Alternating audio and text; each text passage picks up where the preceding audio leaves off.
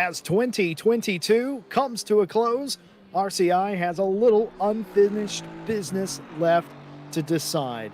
The final Night Owl race is also the final RCI event of the year. Happy holidays and welcome in to the final race of 2022 here on RCI TV. I'm Jesse Lee, joined by Ryan Mawson, pulling double duty on the cameras and on the mic as well. We also may have a special guest a little later on as well, bringing a unique perspective into the broadcast. One last time, welcome in Ryan Mawson. Thank you, Jesse. And well, one last go around the clock for the year. And of course, it had to be Night Owl. And of course, we're rounding out at Watkins Glen. What a great track to sort of round out the year on. And, you know, still some championships left to be decided here at the Glen. There sure is, and this short format coupled with a drop round means that only your two best finishes actually mattered. For those of you that may be unaware, this is only a three-race championship, despite the fact it's been going on for a month or so. EWC split this championship in half a couple of times, of course, meaning that the rounds were all separated by 2 weeks. And interesting enough, we were talking about this before the broadcast started, Ryan. We've still got a ton of cars out on track in the three categories in this finale. We have 28, as there's just been one more pro car join us at the last fleeting minutes of free practice here. So yeah, 28 showing up for the last race. That is still a great turnaround. And like you said, even though it's only a three-race championship, it's been going on for a month. So sometimes drivers might have other commitments or, you know, get a little bit tired. But no, it's still a great turnout of all three classes. It really is, and we're going to see three champions, the final champions of the year, crowned here tonight. And you talked a little bit about the points. The reason I brought up how many cars are here is because typically at this point in a championship, there's a handful of the drivers remaining. Of course, the top drivers will always be competitive to the very last, of course, but that's not the case in this championship because it is so short. There has not been that drop off, meaning that if you are running for a championship, you cannot afford to have a bad race, especially if you have already used up your drop round on a race earlier on that maybe didn't go your way. The only way to guarantee a championship here tonight is to be perfect, and that's exactly what's going to be required out of the AM class today. We'll show you the championship points at the conclusion of qualifying. Free practice just about over. Qualifying on its way, getting ready to start. And this is, of course, the last qualifying. You know, you mentioned Watkins Glen. What a way to go out on the year. A year that gave us Watkins Glen in the first place. A lot of drivers from Europe, I was surprised to hear them say that they had never raced here, that they weren't even aware of the racetrack. And what was weird about that is because of how important Watkins Glen was to the world of F1. But here we are, a lot of new fans of this racing facility. Yeah, I mean, I had obviously heard about Watkins Glen and knew of it, but I'd never properly raced on it in any real form. I mean, maybe a few times historically on AC using some really old school American muscle, but never in a GT format, and never with this layout with the bus stop chicane and the boot. I've done the other two layouts, but you know, never the full one that the SRO ran. So it was a learning curve, but I can say that it's one of the tracks I'm really glad that we have in ACC now, because the racing here just is fantastic every single time that we do appear to come. And it's going to be, once again, what a familiar face and the familiar sound of that Lexus to take us round the first lap of the time. It is Dario Barzaghi, of course, for the Ballers esports team. Sure is. A lot of these corners, they definitely have different names. Of course, we're in the boot section of the racetrack as well. A lot of times you just go back to the number of the corners. This is a very tricky and deceptive racetrack throughout. A lot of rises, a lot of dips, incredible elevation change. You go up the hill, then you go back down the hill, and of course the track merges with the original short course version right here. That wall jutting out is something that a lot of drivers will end up in. They try to avoid the tire wall and forget that the Armco juts out a little bit extra there. No room for error. And this turn here has ruined many a race. The Last turn, turn 11, coming onto the front straight. Always a problem getting into the wall. Could be a day ender. Turn 1, kind of deceptive because in a lot of other different series, you can run out to the wall there. You don't have to stay on the racetrack. Not so in SRO competition. You have to stay on the racing track. Up the S's. Now, depending on who you ask, that is a complex of corners or 2 corners. I believe it is 2 separate corners, 2 or 3 separate corners rather. And down into the world famous bus stop, named because, well, it's the bus stop. Can't really say anything else about that. And down into the carousel, this is cambered, and it feels so good when you get it right. It feels horrible when you get it wrong. I'm gonna run out the apex there, off and then back down into the boot, off of the short course and onto the elongated boot section. Named that because from an aerial advantage, it looks a little like a boot. It doesn't, but that's what they say anyway.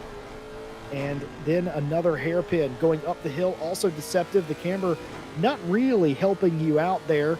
You can brake way later than you think because you're turning uphill. A lot of drivers get themselves into trouble there. Tricky right-hander. You don't want to climb the curb too much. You don't want to go out wide. This is an easy place to rack up off-track limit warnings here. You only get 3 before you get a penalty. Then this corner, rejoining the short course. There's the wall I'm talking about. It comes at you quick. You got to follow the white line around the track. This turn here, one of my favorites of all time, turn number 10. You can get as much as that curb as you like as long as you don't go over it. And you only really have to slow down a little bit in a GT car. And again, back here around the safer barrier, around turn 11, and across the line. Barzaghi setting the first time, a 43.715. Good enough for pole position because they're the only car that's ran. And just as 2 more cars cross the line, it is the silver class. Callum Kieran in the 28 McLaren takes your provisional pole for the silver class. Actually already starting to jostle with, I believe that's Adam Carlisle in practice, and as the pros filter through, it is Leon Seeley just a little bit further behind, but has been knocked off by Timothy Flounger, the 19. This AMG has been on a charge all season, but necessarily the last race didn't quite go Timothy's way, so hopefully at Watkins Glen, the Mercedes gets a little bit more luck. Yeah, Mercedes has been pretty good around here ever since this track is released. I think there's been a BOP update, and they fiddled with the tires a little bit in the meantime. It hasn't hurt that pace. I know a couple of drivers that favorite that AMG. They typically like their chances around here, and certainly early on, you got at least 1 or 2 of them. One of them, in this case, up there. I think one of the only AMGs in the championship, in fact, now that I look at the car list, but even still, not a bad pick. I'll tell you something else, not a bad pick. The Lamborghini on any of the American BOP tracks. Of course, BOP is based on what championship series the car ran in. So a Lamborghini on a European track has a completely different BOP to what it would be in America. And of course, it's also track-based as well. It's convoluted. It's a whole thing, but TLDR, it's meant to keep the cars quite close in competition, and it's turned a Lamborghini that was already a weapon but sketchy into even more of a weapon, though still takes a very nice hand to drive. Joe Dauber driving off the track, that's what I was talking about, didn't make it to the wall, got the car back under control, but those are the risks you run. Dauber is absolutely going for it, trying to make up lap time. Yeah, and his Delta was quite good right up until that moment. Ran off the road, lost a lot of time and some dirt on the tyres. You see Joe Dauber on the right side is put back into the pits. Timothy Flamger with a bit of an improvement. Still not provisional pole, but getting ever closer. And we know that Mercedes usually takes a few laps before the tyres are any kind of got heat in them. And with the track temperatures today, 19 ambient, 22 on the track, it's not exactly going to be putting a whole load of heat into them. That makes a very good point about that car in particular. More than any other car that I've heard about, that car takes a very long time to warm up its tires. Paolo Martinho in the 108, that's the Speed.exe car. I think they found some hacks in that car from the Portuguese driver, but going very well. The quickest of all the silvers right now, P4 overall. Barzaghi still with that first lap, the quickest of anybody. Martinho with the second quickest lap, but that's 3 3/4 tenths slower than Dario was able to do. Leon Seeley, the driver from Barbados, the championship leading driver coming in, he is in third place with a little bit of ground to make up and put a bit of a gap there. Got Santo in silver class in sixth place, Patsuka in seventh, and then you got Brown in eighth. Those are all silver cars. Watkinson leading in the AM class currently in this qualifying session by a little bit of a margin, just about half a second. Yeah, very much so. Looking back through some of the silver class cars now that they're actually starting to warm up and get some lap times under them, and Carlisle in the 142 jumps up to 14th place, so we'll pull over and reset their lap time as well. And you mentioned about the Lamborghinis. Well, Abel Dos Ramos for the 69 Lamborghini, they haven't quite done yet as well. Another big improvement, and I think this is now you've got into that kind of window where people's tires have finally heated up and the lap times are really starting to tumble, apart from some of the people at the top who've already you know, kind of set it. And there you go, a big jump up to P11 for the Lamborghini driver. Yeah, that's exactly what you're looking for if you're the SRI driver, and that has done nothing but fill them with a little bit of confidence. I think that's part of it too. You talk about the tires coming up the temp and everything. The familiarity with this track, with the sheer amount of people that maybe weren't, as Mark Brown, the Tenacious Tortoise 995, they go P2 in the silver class and go up to 7th overall. That will further help their efforts, a better starting position, surely. Seaver in the 271 doing their bit as well. Now, have we had a Seaver in the races before? I think we might have. I think that's a different one. I believe so. I'm not actually too sure. We'll have to see if they exist on the standings when it comes all said and done. Damien Lowe with a coming across the line. Big improvement. It's a 146.067, but keeps them in that 19th spot, but very, very close behind their fellow Lamborghini driver. Certainly is the case. Everybody going for positions. Watkinson unchallenged in the AM class. Masatoshi Kaneko goes into second place in that class. That's going to be important because they are fighting for the championship, but still quite a gap between the two of them. It's 7/10 of a second between the championship rivals in the AM class, and about 7 positions, 6 or 7 positions, at least it was there until that just happened, as Neil Pimlott, the VR Racing 104 BMW, goes 12th quickest, and that's more what we expect from Neil Pimlott. Rudy Philmalter back there as well in 13th place. For those of you that watched our iRacing stream, our very first iRacing stream, I might add, you will notice some of these names are the same, Ryan Mawson. What does that do to you as a driver going from one set of physics to a completely different one just an hour apart? It's definitely going to be a bit of a change that they have to make, you know, and not only that, but the car differences going from MX-5s and Toyota GR86s to back to GT3 machinery, where, you know, swinging out wide and getting a better run might work again, whereas in the Mazdas it just didn't work at all. But it's definitely going to be some tired wrists on some of these drivers by the end of the night, I will say that. Well, they've had to swap physics, they've had to swap sims, they've not had to swap countries, but they have had to swap coasts. We were on the West Coast for the early race in iRacing, and now we are on the East Coast. Believe it or not, New York State, which is where Watkins Glen is, the little village of Watkins Glen anyway, it does touch the sea. It is a coastal state according to geography, even though we are in upstate New York, quite close to the Canadian border. In fact, it is still considered a coastal state. Pretty neat there. But we've legitimately, in 1 hour, swapped coast. Quite humorous to me, as a proud Yankee Doodle. And yes, I only refer to myself because I'm here with you, Ryan. Yeah, there's a good friend of mine who lives up around, you know, this area. If you're going by local tracks, Watkins Glen would be his local track.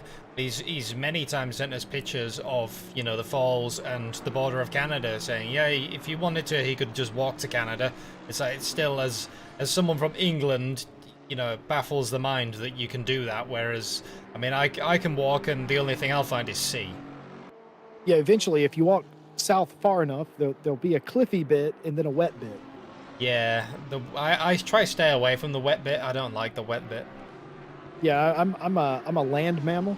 and I prefer to keep it that way most of the time. I can't blame you. Martineau still leading in silver, still P4, and still not really challenged. Brown got the closest, but Santo is right there, and so is Pet Yusuka. But just as I say that, Abel Dos Ramos, the SRI Esports Lamborghini car, takes away pole position in the silver class, goes P4, and runs about 3/4 of a tenth quicker than Martino did in the previous best lap for them. Leon Seeley in third place, a third of a second down to Barzaghi, and just over a tenth down to Timothy Flamger. If Seeley doesn't pick up a couple of tenths, he will start on the second row of the grid. Not a bad start for your championship leader, though. No, exactly. It's especially at Watkins, you can really start to, make some big gains in your race because of the slipstreaming and just being able to keep the consistency up. It's actually quite hard around here when the tires really start to go off as well. So it's one of those where even if you start quite far back on the grid, we've seen it where people have managed to really work themselves forwards.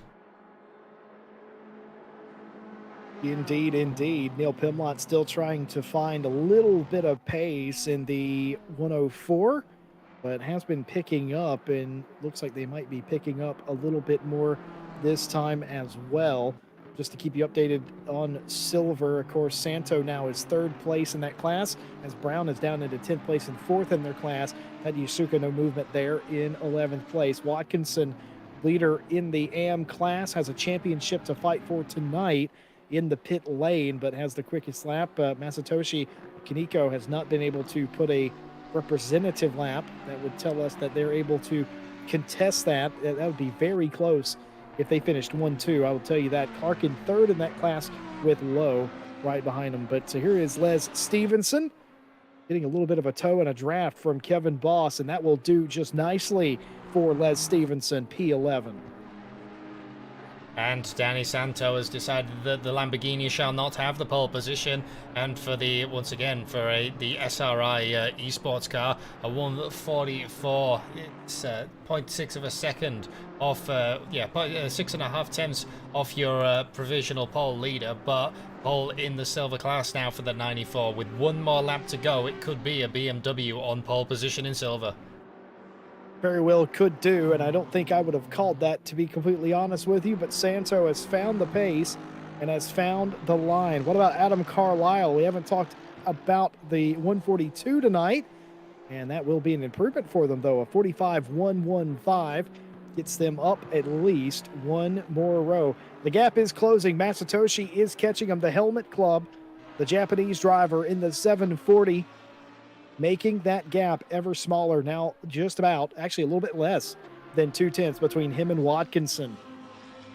And that will be on their final lap as well. They've got to make this lap count as the checkered flag has come down. All laps that are still being run will count. John Eraser for the 699. We haven't really talked much about him, but a big improvement and a jump up to P4. A great starting position for the 699. Everybody coming to the line. My favorite car in the entire sim, the KFC Audi. Rudy Philmalter, the South African, using a little bit of draft, getting everything off of the final turn to try and make up some time there. Everybody coming to get the line. Stephen Clark, the Rex Autosport liveried car, doing the same. Leon Seeley, the SOP Esports car, coming. Will this be an improvement? Needs about a 10th, and he almost got it, but just a little bit shy. A 43.987 gets him really close to second place, but he will not get there. He'll have to start second row of the grid. Clark comes across the line. Joe Dahlber comes across the line for a big improvement. A 44.212 puts the 777 Ferrari into fifth. And a lot of the other cars left on the grid now. It's just the 740 of Kaneko, but a big time loss on the Delta. Probably still staying out there just to get that little bit more experience on the track, and actually might be practicing the pit entry, which is another strange thing at this track that you have to practice. Pit entry is all the way down on the apex, and there you go, as qualifying comes to an end. Sure does. Masatoshi didn't have the time in it, but Clark actually beat them to the quickest laps. So Cody Watkinson loses pole position there on the very final lap as Clark takes it from them. That's going to further complicate the race for both of those drivers. Now, we have showed you that there is a championship afoot. This is the finale. There is a drop round, and that there's three different classes. Here is how it's broken down. In the pro category, Leon Seeley, after a brilliant maiden win here on RCI TV in the previous round of the championship, they have 39 points. They're ahead of Joe Dauber in the 777 with 34. Behind them, a logjam, very close. Rudy Philmalter and Dario Barzaghi tied for third place. In fifth, Timothy Flamger with 25, who is themselves tied with Will Stevenson. Now, I didn't see Will Stevenson on the grid tonight, unknown if he is here. Behind them, you guessed it, another tie. Neil Pimlott and John Razor tied at 21 apiece for seventh. Yannick Schmidt on 13 points. Oliver Kierton on 11 rounds out your top 10. Outside of that top 10, Les Stevenson joining us tonight has no points, but is still in the championship on the track tonight. And everybody else with a dash has retired from the series. Moving on to the silver standings, Danny Santo, the Spaniard, leading the way with 39 points. Abel Dos Ramos with 29 points. And in third place, Alexander Vanderwood with 25 points. Pavel Galinsky on 21, and rounding out your top five, David Lewis with 18 points, tied with Martino for fifth place. Pavel Gaida with 15 points in seventh place. Adam Carlisle on 13th. Stephen Clark with 11 points. And Callum Kerrigan in 10th place with 9. Behind them, outside the top 10, Herbert has 5 points. Agadello has 4. Mark Brown has 0. And you guessed it, everybody else has retired from the championship. That was silver. Now on to AM. This is what we're talking about, and this is what we're going to be paying attention to all night long. Masatoshi Kaneko on 39 points, tied for first place with Cody Watkinson. Now, we have this tabulated in our point system that whoever appears on top would actually be the champion via countback, and I'm not sure what Masatoshi wins on the countback. I assume they have better finishing position throughout or something like that, and that's what's got them in this position, but it is a dead tie coming in. It likely won't end like that. It might be a winner take all night. We'll keep you posted. Stephen Miller in the third place position, 10 points behind with 29. Kevin Boss with 25 points. Damon Lowe with 21 rounds out your top 5. Matthew on 18 points in a two-way tie for 7th with Domenico and Clark with 15. 9th place, Carlos Rodriguez on 13th. Jimmy Twice in 10th place with 0 points. Couple of other drivers tied for 10th place, Seaver and Garcia. Everybody else has retired from the championship. Man, can you imagine taking 10th place, Ryan Mawson, simply for scoring points? That is incredible. Pretty much, and it's kind of shown what, what when you show up and just be that consistent, really, and like I said, it's now final race of the season, winner takes all in a lot of cases as the cars for the last time of 2022 start to roll away. We didn't even get time to look at the liveries just because there was so much to cover. But I'm sure we can look at some on the formation lap as we just about see the Ballers Esports car and Kevin Boss go flying by. Speaking of Kevin Boss, we're going to try and grab a word. We talked about maybe having a special guest with us. Let's talk to him in the car as he gets prepared to run the final race of the RCI calendar for this year. Kevin Boss, can you hear us? Hello, Jesse. I can hear you. Kevin Boss, it's been an interesting season for you. You're in the top 5. You've still got points on the table to fight for. You told us earlier maybe the GTR not the best car around here, but what are you thinking of right now? What are you working on doing in this race? What's your thought process? Well, the GTR definitely doesn't feel like the best car here because I've driven it in the old Honda and in the Audi. And I got used to certain lines which I can't take in this GTR, so it's definitely a new driving style around here. But for me, it's all about just getting the correct line through the first couple of laps, maybe getting some positions there and then making my car as wide as possible get the most points possible, and then hopefully, maybe, shoot myself up the rankings. Well, I love watching you race. You race this car so well. You've taken it in different championships. You must either really like the GTR or dislike yourself. Which one is it? No, it's just like I heard a lot of people didn't like the GTR, so I just thought, you know what, let's take a car that nobody really drives. And I've actually really liked it. Though this is the last track and championship I'll be doing in the GTR at RCI for a while. So yeah, I'm just gonna enjoy the occasion and see where it brings me. Well, Kevin Boss, for those of you that may think that particular name and voice sounds familiar, well, he is a broadcaster. He's a commentator here at RCI with us, just racing whenever he can and doing commentary when he can as well. Ryan, you got anything for Mr. Boss before we let him get down to racing tonight? Well, I shall say good luck, and don't worry, the one thing that you do have on your side, as much as maybe corner speed isn't it, straight line speed. You just need to pester people before you get to the bus stop. Kevin's put the visor down. Like, He's ready. Be this close? Like this? Yeah, that seems about right. Except you need to then employ the twin-turbo V6 and roar past them. Strategy calls. I'm glad that you're using the Ryan Mawson strategy call list.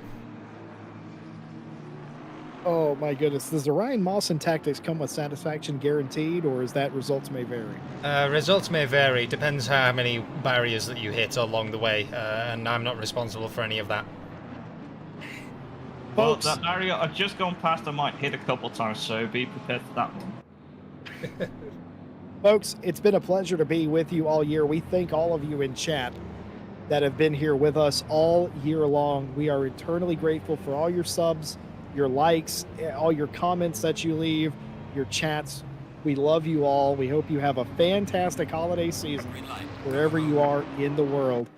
One more time, we're waving the green flag in 2022 here at Watkins Glen. It's Night Owl, baby, and it's the finale. And Dario Barzaghi's going to play Flamger really close down into turn one before finally edging ahead. Seeley right into the back there. Joe Dahlberg's not giving up any ground. Seeley's got to watch out because Eraser is not going to give up any position as Eraser goes by Dahlberg. They all get single file for the S's.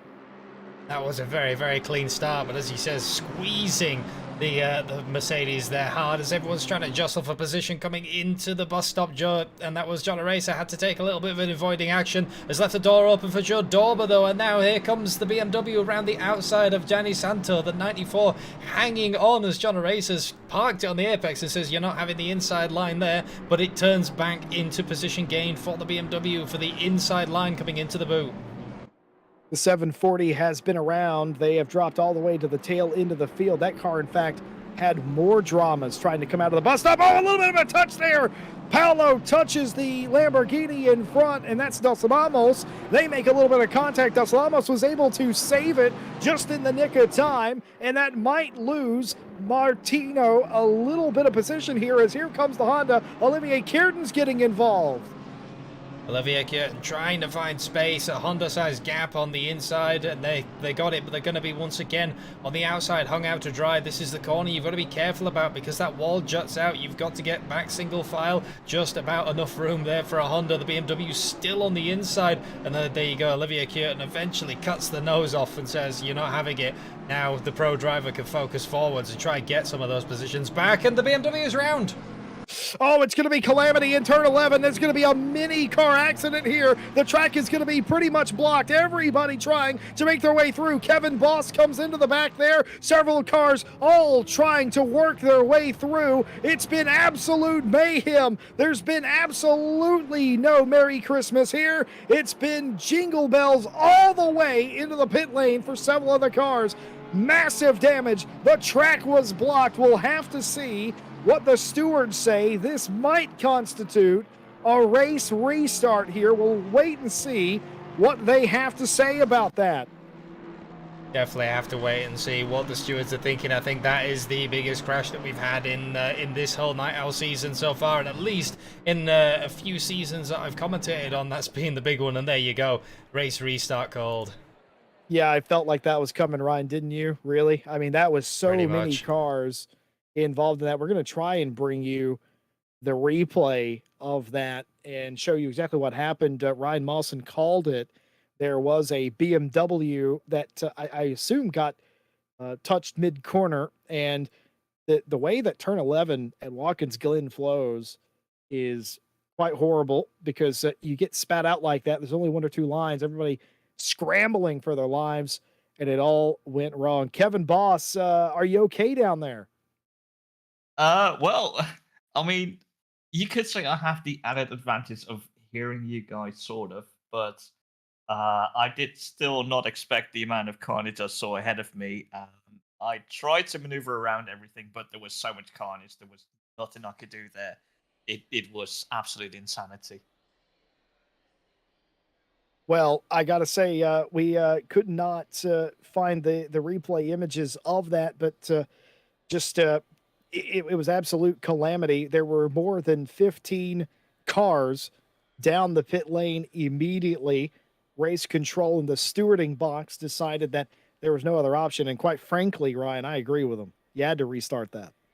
Very much so. It was like easily a quarter of the grid taken out in that. So race restart and let people kind of reset. But now people will definitely know. Maybe be a little bit easier on lap one.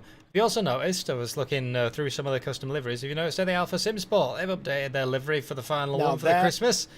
Some you nice gotta love blue that. flakes. It's white and gold, lovely Christmas colors with some nice blue snowflakes on that. That's the Alpha Sim Sport car, is it? What a beautiful design. My hat's off to you. I'm not wearing a hat, but if I had one, I'd take it off for you out of respect. So many beautiful cars, hand painted in this series, as there often always is, and lovely designs throughout. It, believe it or not, folks, it helps us in the booth identify who is who more often than not. We get used to a certain design scheme or color, and we know who's in that car, or at least what team it was. But here we are on the grid for the second time. A restart given. If my steward's code is still current, I know this is the one and only attempt we will get at a restart. If there's chaos here, they have been warned that there will not be another restart. So you're going to have to be on your best behavior for the second go around. As I think that was, it was the silver BMW of Santo, I believe, was turned, and then just like you said, carnage. It's harder as well on that final corner because you're not necessarily expecting just a complete blockade when you come round it. You've already set yourself up. It's a very fast corner. Some cars don't even touch the brakes. You just pitch it in, so you've already committed, and well, suddenly there's nowhere to go, and you're standing both feet on the brakes. It's already too late. So there you go. We've at least now we've had one major calamity in this Night Owl series. It wouldn't be the end of 2022 without some sort of major accident, would it, Jesse? I'm a big fan of symmetry. I know nature hates symmetry, but I love symmetry. I'm quite confident our first broadcasted race of this year had a restart in it. It only makes sense that the last one had a restart as well. Gonna go back down to Kevin Boss one more time for the second restart. It's gonna feel like Groundhog Day here in a minute. Kevin, it was. Did you learn anything from that start? Well, I noticed that on the actual start itself, I had a good reaction. Some of the guys around me had a slow reaction, so maybe they learned from this. So it might be actually more difficult for me to gain some positions.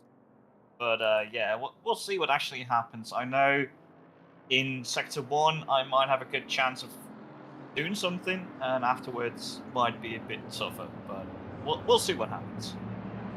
All right, buddy, we're going to let you get back down to it. Restart number 2, and hopefully the last one you have to endure this year. Good luck. Thanks, Jesse.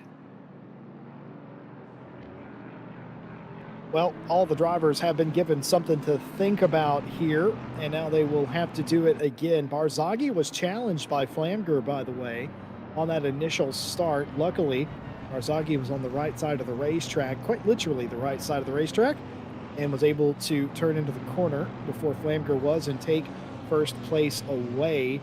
Seeley was under attack from the cars behind. John Razor, I think, moved up a spot.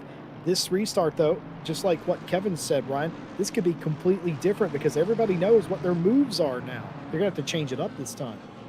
Yeah, people will have learned now what, the person you're racing with is going to do. Barzaghi knows that Flamga's, the other way around. Flamga knows that Barzaghi's going to try to squeeze him to the outside of turn 1 and make it difficult for that Mercedes. You've got to kill the run of the Mercedes, kill the momentum that it can gain for going up the hill, otherwise the Lexus might actually end up challenged again. So, Flamga might know that that is going to happen. And in the background as well, the silver class battle that we didn't even really see about, that was hotting up. You had Dos Ramos was, under attack, having the rear touched by Danny Santo. So once again, those two drivers, in fact, no, it's Martino behind in the other BMW. So they know that, that's going to, they're going to be very, very aggressive on the start again. So defensive tactics, you have to really, really defend where that BMW is good. Message from the stewards. I'll start with what you already know. The race had to be restarted as per the sporting code that the majority of the field was involved in a calamitous lap 1 accident. That part you know. The part that you may be interested to know. Even though there was a restart, that does not a get out of jail free card. Any accident caused on that opening lap will be reviewed, and if they have time, they'll do it during the race.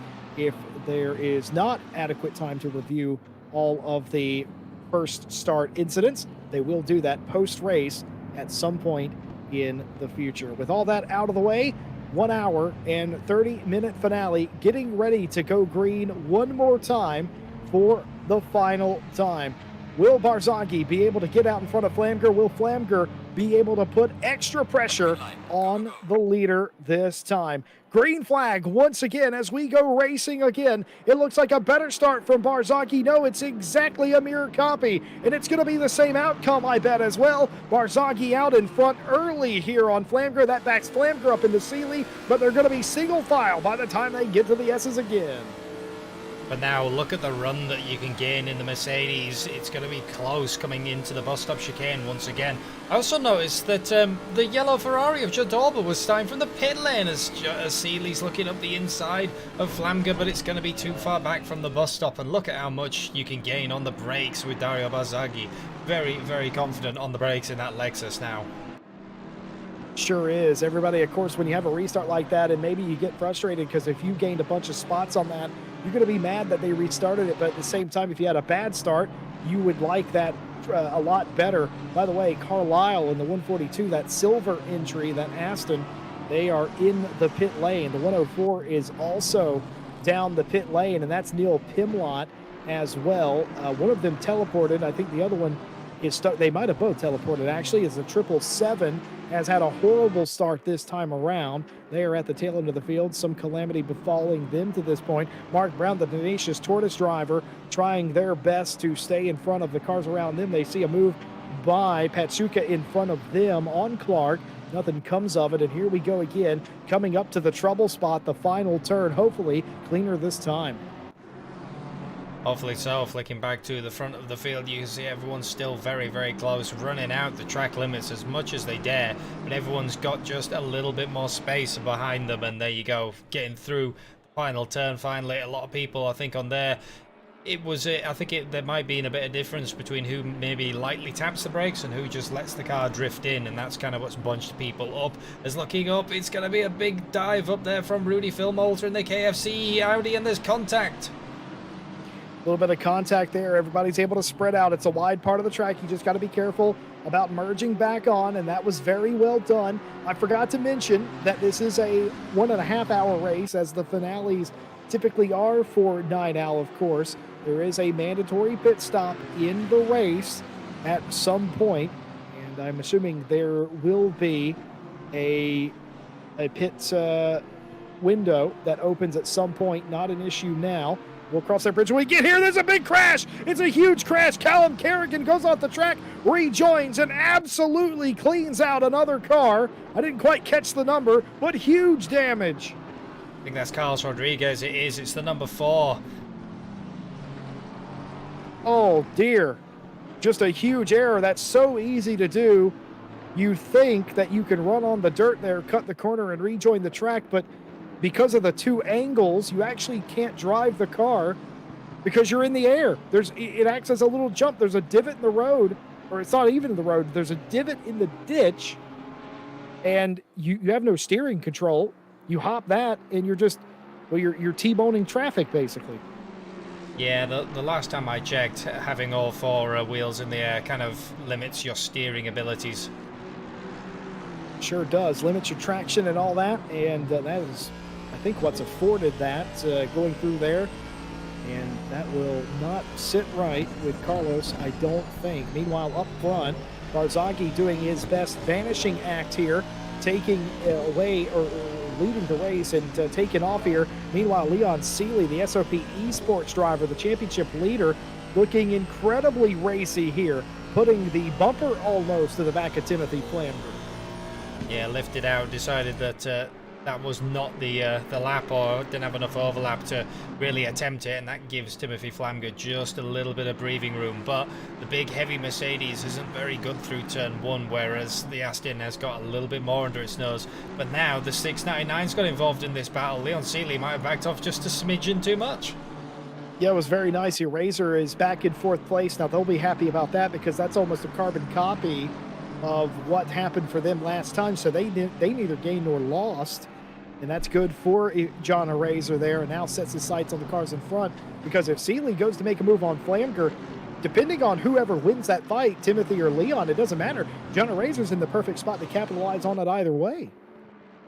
Very much so, and we kind of saw that on the broadcast earlier. The person who necessarily is 3rd place in that battle has the best view of, you know, what to do and can sit and plan what they actually want to do. But that McLaren, at least in the, you know, after sectors 2 and 3, appears to be very, very strong. It's just the front engines, though, have that little bit more, you know, a little bit more in sector 1, and crucially, a lot more speed. Being told by the stewards at hand, information about Neil Pimlott, they had a disconnection as soon as the green flag waved. That was a connectivity issue on their part. They've since reconnected and rejoined the race, but that's what happened with them. That is always not a fun excursion, but I can tell you Neil is out on the racetrack right now. They're not even last, really, at this time. They are a lap or so down, but it's more the principle of the matter. Wants to be here for the final race, and Pimlott is indeed out there in the race. And Joe Dauber, the 777, they started from the pit lane. I didn't quite see what happened to them, but I caught them just before the green flag went. Started from the pit lane, did the 777, but making their way back up through what is now the AM traffic. Once again, wanting to see the checkered flag for the final race, as in the background now, switching left and right is the Lamborghini. Might be a dive up into the bus stop chicane, but the Lexus cleans it off. See, this is what I'm talking about. This is your 2nd place in the Pro Series driver, Joe Dauber.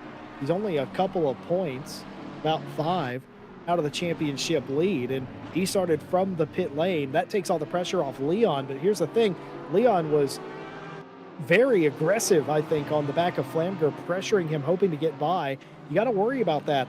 All it would take is Seeley having an accident that would cause him to have an unscheduled stop here, and it doesn't matter where Joe Dauber started.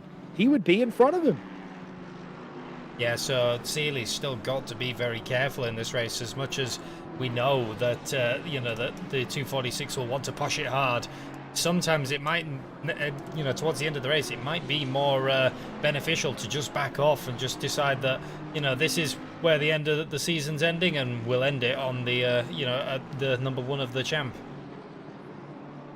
Indeed. Oliver Kearton continuing their way around. Cody Watkinson, one of the 2 drivers tied for the AM Series Championship, has just had a big one into 1, got really close to the Honda, and I think unloaded that Porsche, and also got a tap on top of that, was leading in the class. Remember, Clark qualified on pole. Watkinson, though, was on pole for the majority of the session. Clark sniped him.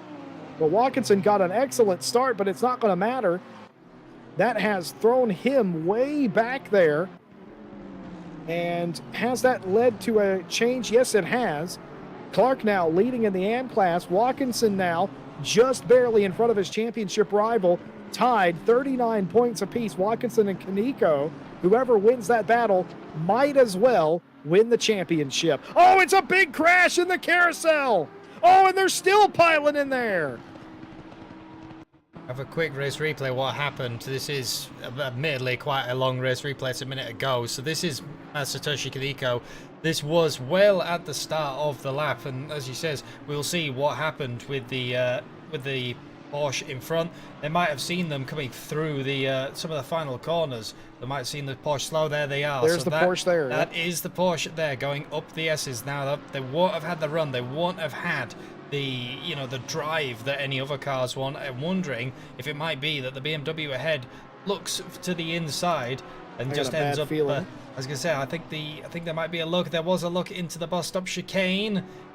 Will it come off badly there? No, that was clean. No, it did not come off badly there. It might be second part, or were they collected by another accident? Well, they're going around the outside. Oh no, there was a car there. There was a car there. The BMW, nobody could see it into the carousel, a blind corner. The BMW tried to avoid the spun car, collected Watkinson, and Masatoshi Kaneko continues through. What an incredible turn of events in a single lap there.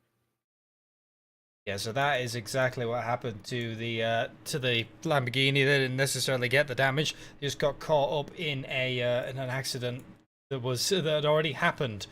And if you give me a minute, Jesse Lee, of course it wouldn't be. Of course it wouldn't be a Night Owl broadcast without something breaking. It's broken, Jesse Lee. There we go. It is completely fine. It is an RCI tradition at this point, but my goodness, what a turn of events it has had.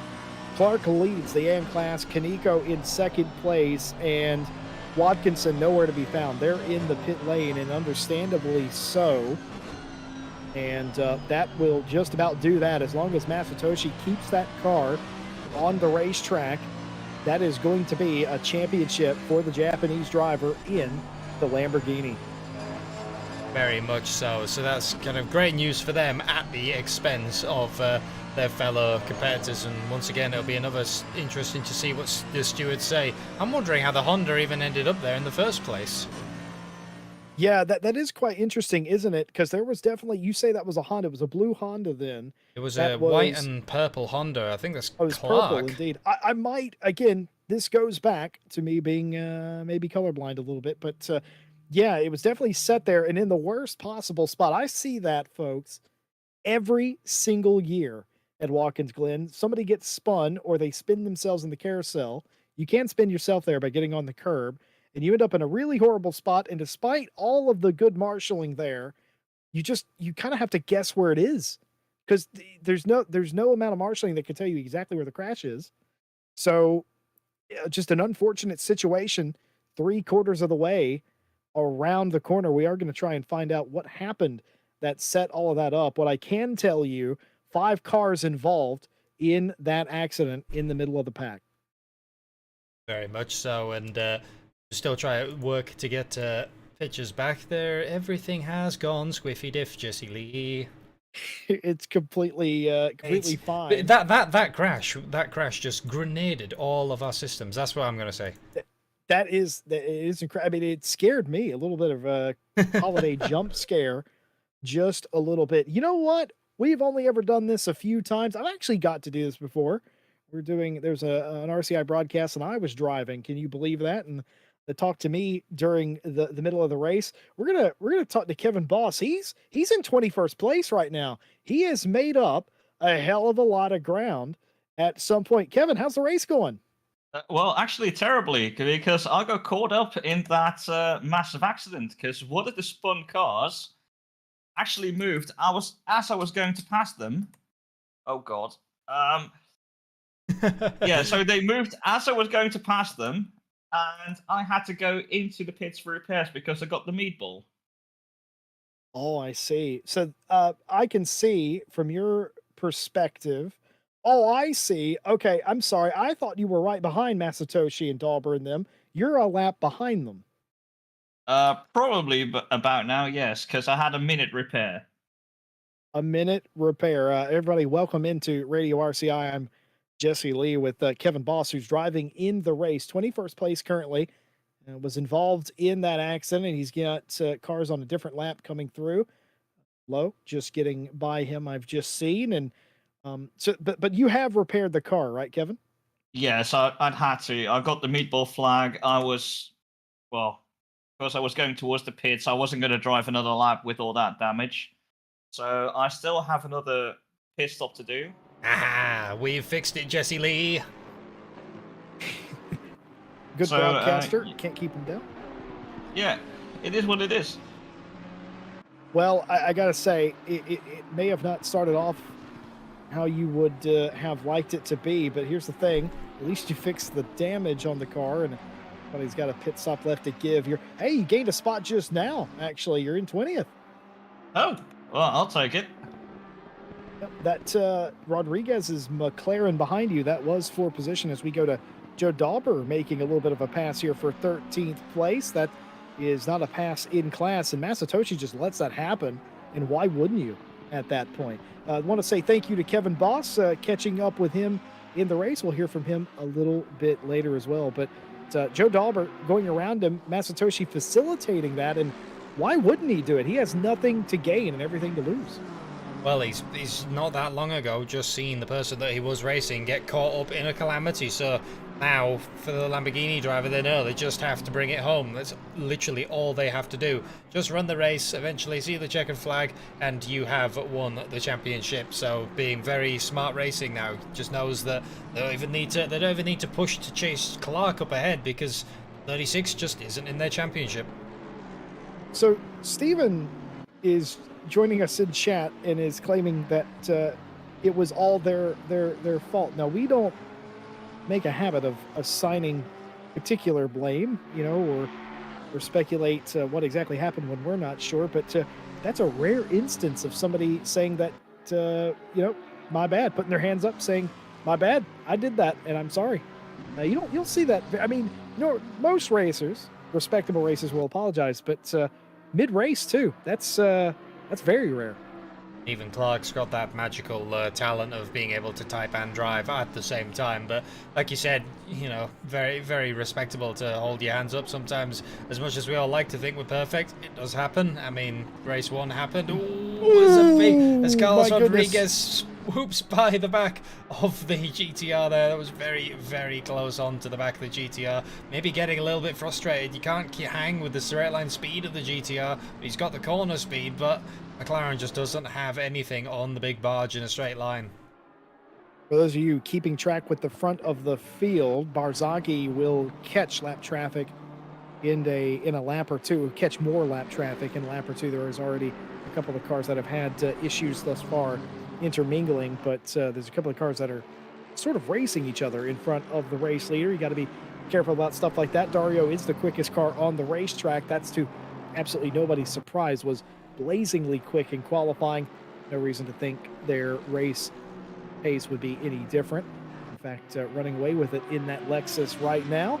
Lexus is a big brand in America, for those that may not know. There are a lot of Lexus racing stuff, which is quite interesting because Toyota racing is also big here as well. And it's weird to see them compete against themselves.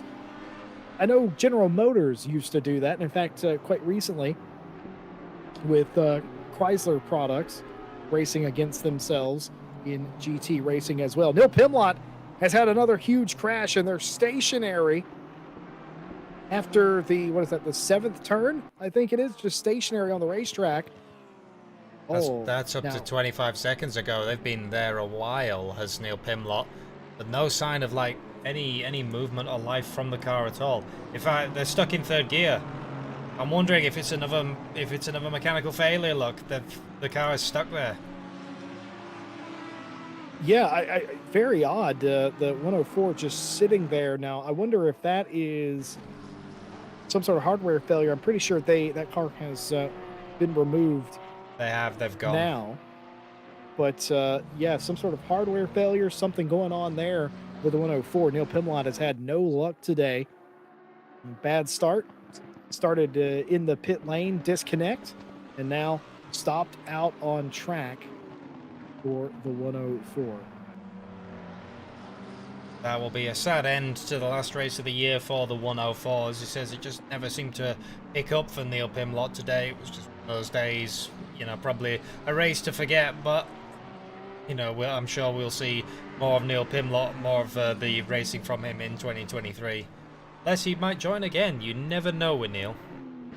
You never know. Oh, down the inside. This is going to be interesting with that boss maybe getting forced a little bit wide there. Caught him unawares as Rodriguez with the dive. And now look at this. Another car getting involved. That's Callum Kerrigan. They're going to be 3 wide down into turn number 1. Who's going to win out? It's going to be Rodriguez. Boss gets through. He's not giving up, going incredibly wide. 2 by 2 again. Up the S's, trying to pin him down to the apex. That's really wide from Boss. Nothing out there but marbles. Oh, and he's going to get there. There's a touch. It's a crash. It's a big one. Kerrigan gets involved as well, and they're all crashed. Here comes a Porsche through, also involved. That's Watkinson, I'm pretty sure. That could have been another Porsche. Carlos Rodriguez returns to the pit lane. Kevin Boss backwards. Waved yellows at the top of the S's. Absolute bedlam here at the end of the season. I think that was Stephen Miller. Let's see if we can catch a quick on board from Stephen Miller. So he'll be coming up the S's, and he won't see anything right up until the last moment. It disappears over the hill, and you've kind of got to just pick where you're going. He did it. He did everything you could. Stefan did everything they could to avoid that. But again, it's one of those racetracks. It's very wide. It's a very sweeping racetrack. It's a lovely place to race. But when it goes wrong, because of the confines, there's nowhere to go. No, especially in that, they literally picked the tightest part of the circuit to block and pin a GTR and 2 McLarens across. Well, that went ugly very, very quickly. Rodriguez and Boss around backwards. Kerrigan, the bystander in that, and it's happening again. Abel Dos Ramos involved in a big one. That's the 69 car of Dos Ramos involved, and I think the 3 car, I'm not sure what number that is. I think that is the 3, also involved in that as well. Everybody trying to get going. The SRI Esports Lambo waiting to get spun around and finds a time to do that, but that car is destroyed. And once again, it's when we swept to that and there was 4 people trying to come up the S's. It was like, it was always quite a push to do that already, but it's ended up a second time, a second accident in the S's. I'm sure that the stewards will be furiously writing down what they're seeing, and we might see a few more penalties than just the 5 second for Rudy Philmalter. It's definitely a race of attrition, like Chat has just said. You could not be more right, Chat. It's certainly turning into one of those, and the reason I highlighted before we went to qualifying tonight that there were so many cars on the racetrack, this is why. You get a lot of race cars, different paces, 3 different categories, of course, of GT3 machinery tonight. And things like this can happen, and it has been a fraught undertaking. Here is Danny Santo, one of the other SRI drivers, the SRI Esports BMW in 5th place. Now, this is an interesting predicament for Danny, racing up behind a Razor in a different class. So you gotta treat this with a little bit of I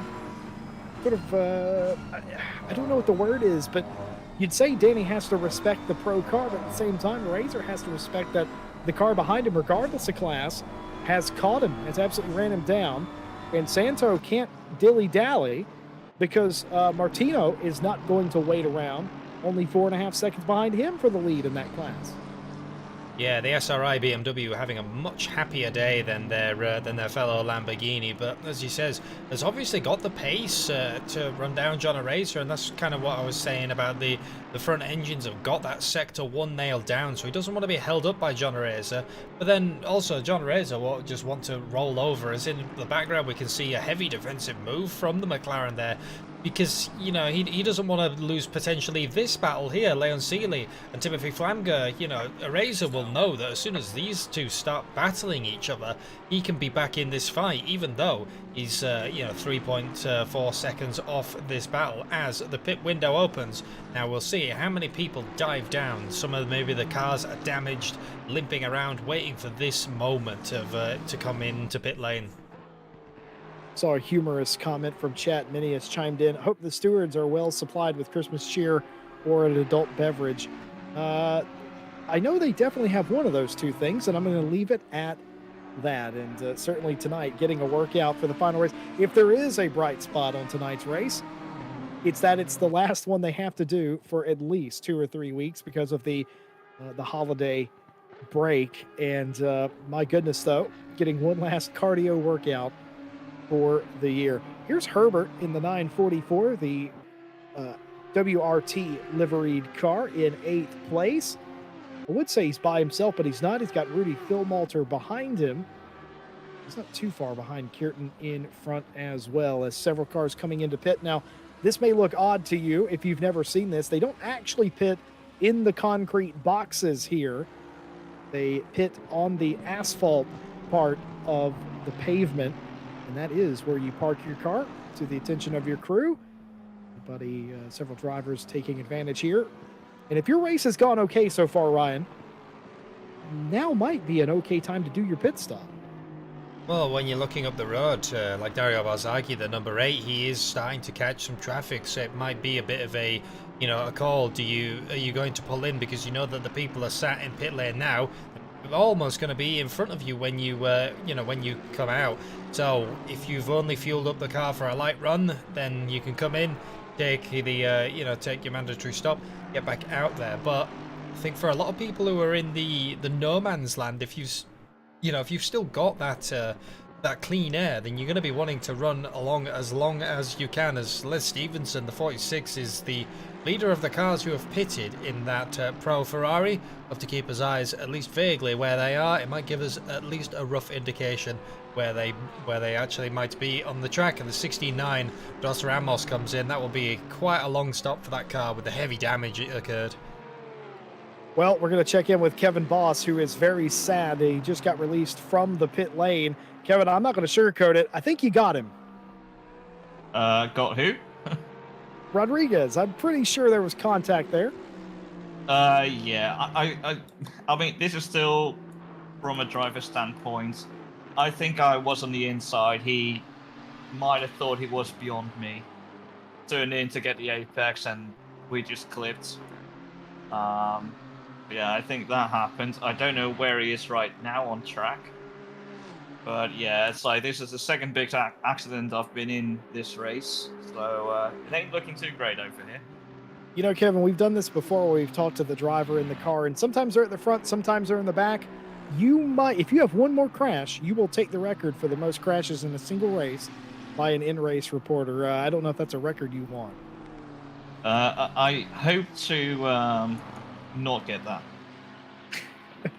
Well, still plugging away, 25th place in the only GTR in the race. We'll check back in a little bit later, hopefully with a few positions gained from the boss man down there. Ryan, it's still an hour to go. Normally, at this point, there'd only be half the race left, usually a 60-minute affair. It's a 90-minute affair tonight. Considering the attrition rate of this race, there's no reason to believe that we're done with the local yellow flags. No, definitely not. I think as well, we're kind of in that, it's going to be like an extended lull period where you normally we see in the night owl races, everything's a bit crazy at the start.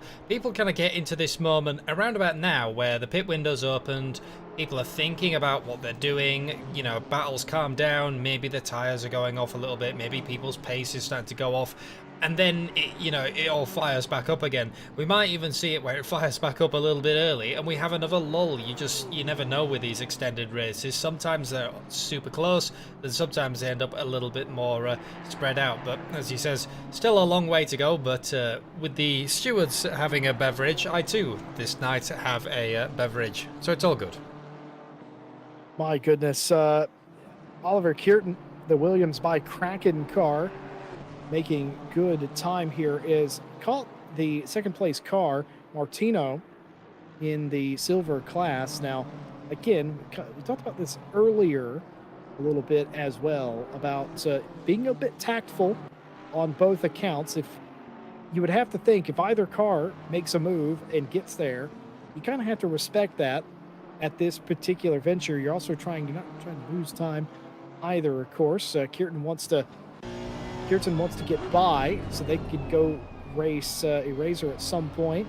But of course, Martino doesn't want to lose time because Patsusuka is not that far behind. I know it's 13 seconds, but realistically, it's not an age behind. You get racing here, you lose seconds a corner. You know, you can lose many seconds over a lap if you're having a racing game. Yeah, especially if you're really, really viciously having to defend. It might be Olivia Curtin really trying to push this Honda as much as they can. It's going to be very, very close coming up to the S's. Now, this is the danger zone. We've seen it. You have to fall back in. A little bit of a lift there from the 111. We heard it, but it's going to have to be a slipstream drag race up to the bus stop. BMW in a straight line is no slouch.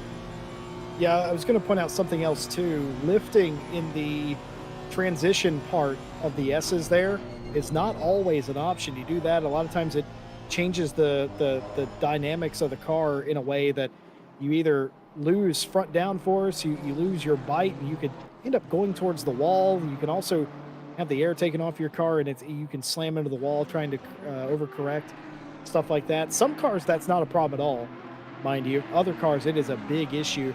You have to be aware of what manufacturer you're in and where your engine is a lot of times as well for what you can and can't get away with in the S's. Because if you go in there full tilt like you normally would do and you let off the throttle, obviously there's no more forward drive, so the rear end of the car starts to want to turn in a little bit, as is the nature of the cars. Got to watch out for stuff like that around this particular racetrack. Dauber in P10. He was right behind Rudy Philmalter, who has a 5-second penalty. And we haven't talked much about penalties, other than the fact that we expected some are coming.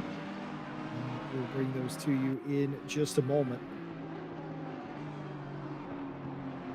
Also, Joe Dauber's done a pretty stout job, really, because starting from the pit lane, getting back up all the way this far, and that's even, you know, even if you take into account some of the pit stops, it's still quite a few positions. This might be a little bit iffy with the number 3 on the outside, the Aston Martin, trying to find space on the track, and now that's kind of opened Joe Dauber up in the background. I think that's Dos Ramos, I think, in the Lamborghini, trying to recover their race from that big damage, and it is the 69 just tucking in behind the 777. They continue to race it on. Here is some of the penalty reports thus far. Lap 1, turn 1, car 3, car 333, the 877 and 31. A stop and go 10 for car 3 for taking out multiple cars. Bus stop incident on lap 2 between the 28 and the 4. Drive through for car 28. Unsafe rejoin leading to a takeout. Minor contact for the 14 and the 228. Minor contact for the 995 and the 740. Minor contact for the 228 and the 14. 5-second penalty for car 99 for a lap 2 turn 1 incident, overtake with contact versus car 995. So 5-second penalty for the 99. Drive-through penalty for car 319. Doesn't hold brakes, taking out car 14 on lap 5. Warning for car 228. Tries to overtake under yellow flag. That on lap 5 as well. Drive-through penalty for car 319. Rejoins track into car 31, resulting in a takeout. That also on lap 5. That's all that one incident we saw earlier. Disqualification for car 319 for reaching maximum license point limit for a single race. They will take no further part in this specific race. Warning for car 69 for an unsafe rejoin on lap 6. And that's as far as we've gotten. So a few penalties coming through, and we saw while Jesse was reading those out. More troubles and tribulations for the 228. The Porsche had a bite of them coming into the boot section, and hard into the wall goes Cody Watkinson, also not helping his race any more than it already was. So that will that will hurt the championship idea even harder for that Porsche driver. John Aracer has also dipped down the pit lane. The 699 decided that it was time for them to come in with 35 minutes left on the clock. Everyone else right now still holding station. Started out so well for Watkinson, didn't it really? They were in front of the car that they needed to beat. It looked like they were going to get the points to do it, and in a flash it completely changed, and Watkins Glen has not been very kind to Mr. Watkinson thus far. Barzaghi, by the way, 4.5 seconds out in front. That gap hasn't really changed in the past 8 minutes or so. It's been 4.5 seconds to Flamger. It's stabilized, if you will. It's not that Flamger is gaining speed. It's just that they're matching each other and have been doing a good job of that. But the Team Ballas Esports Lexus is absolutely going fine. According to Dario, certainly everything must feel like it's going well. Did Flamger from Alpha Sim Sport touch the wall there a little bit? It was either very close or a light touch. I don't know if he was reacting to getting close to it and the car wiggled, or if it wiggled because he brushed the wall. Either way, it would have been very little consequence. It just, when you brush it that lightly, all it does is slow you down. It doesn't really do any, I mean, it does do damage to the car, but it's not important damage when you sort of pancake it like that. But I know a lot of times it looks like they've touched the wall, but they haven't. It's just the car, or the steering movement makes it look like that has occurred. But 4.5 to them. Leon Seeley, who has been on Flamger's tail this entire race, there's a little bit of a gap there. It's 1.3 seconds back to the champion-elect in the pro class. Seeley doesn't have to do anything. I've been doing the maths, as you might expect, and Leon actually finishing third would win the championship, I'm pretty sure.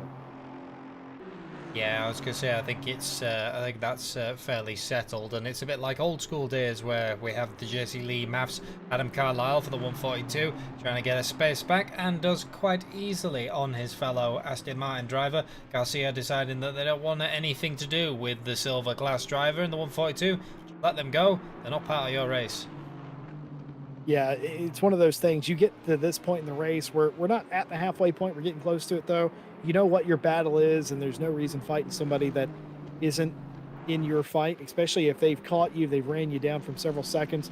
There's no reason to fight it. Now, there's a reason to fight this. Timothy Flamger did a great job early on in this race defending the Seeley car, and I think he'll continue to do that here if he gets ran back down. There's not that big of a gap in pace between the two of them. It's not like Leon's just going to drive around him anyway, so they're going to fight this out to the end, and that's exactly what we want to see.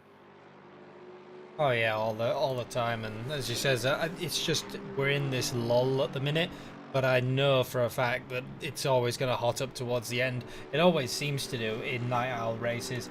Actually, looking down the field, it might start to already. Olivia Kierton now on the back once again of Danny Santo. These two briefly came apart, but the Honda has picked back up the pace, is back on the back of the BMW, and the one thing that the Honda has going for it is straight line speed.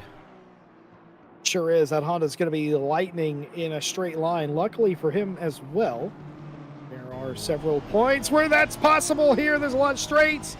There's also some interesting turns here, and that was almost tears as one of the cars off the pace just says, I am not getting involved. I would definitely be that driver of the Aston without Martin. a doubt. It's when you look at the relative, you see people 0.1 of a second behind, and they're bearing down on you, and you just think, yeah, I'm gonna just go over here. You two can do your thing. I ain't paid enough to get involved in this. I think is that the 171 car? I'm unsure.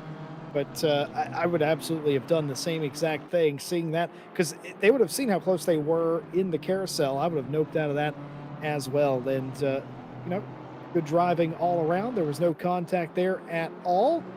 Everybody continues. That's the 271, not the 171. That's why I couldn't find it. That was Sievert's car. And, the Gender Fluid Dynamics Trans 271 doing, again, the most relatable thing, not getting involved in. By the way, they are side by side in front of them. Kierton going down the inside, trying to make the pass work, trying to get it done, and will indeed get it done. Danny Santo for SRI. I don't think they fought that too hard, simply because they gave him the inside position, and again, Santo doesn't gain anything by beating Kierton. No, it's basically it's no change for the 94 really, just one less place overall, but it now might actually aid them because in the straight line areas they've now got a slipstream, they've got a car that can help them regain, you know, that delta on an average, and it might pull them away a little bit more from their fellow BMW, the 108, who still isn't a million miles behind them. You can just about see them there in the background. It's 3.9 seconds the gap, but as you've mentioned, you can lose whole seconds here very, very quickly.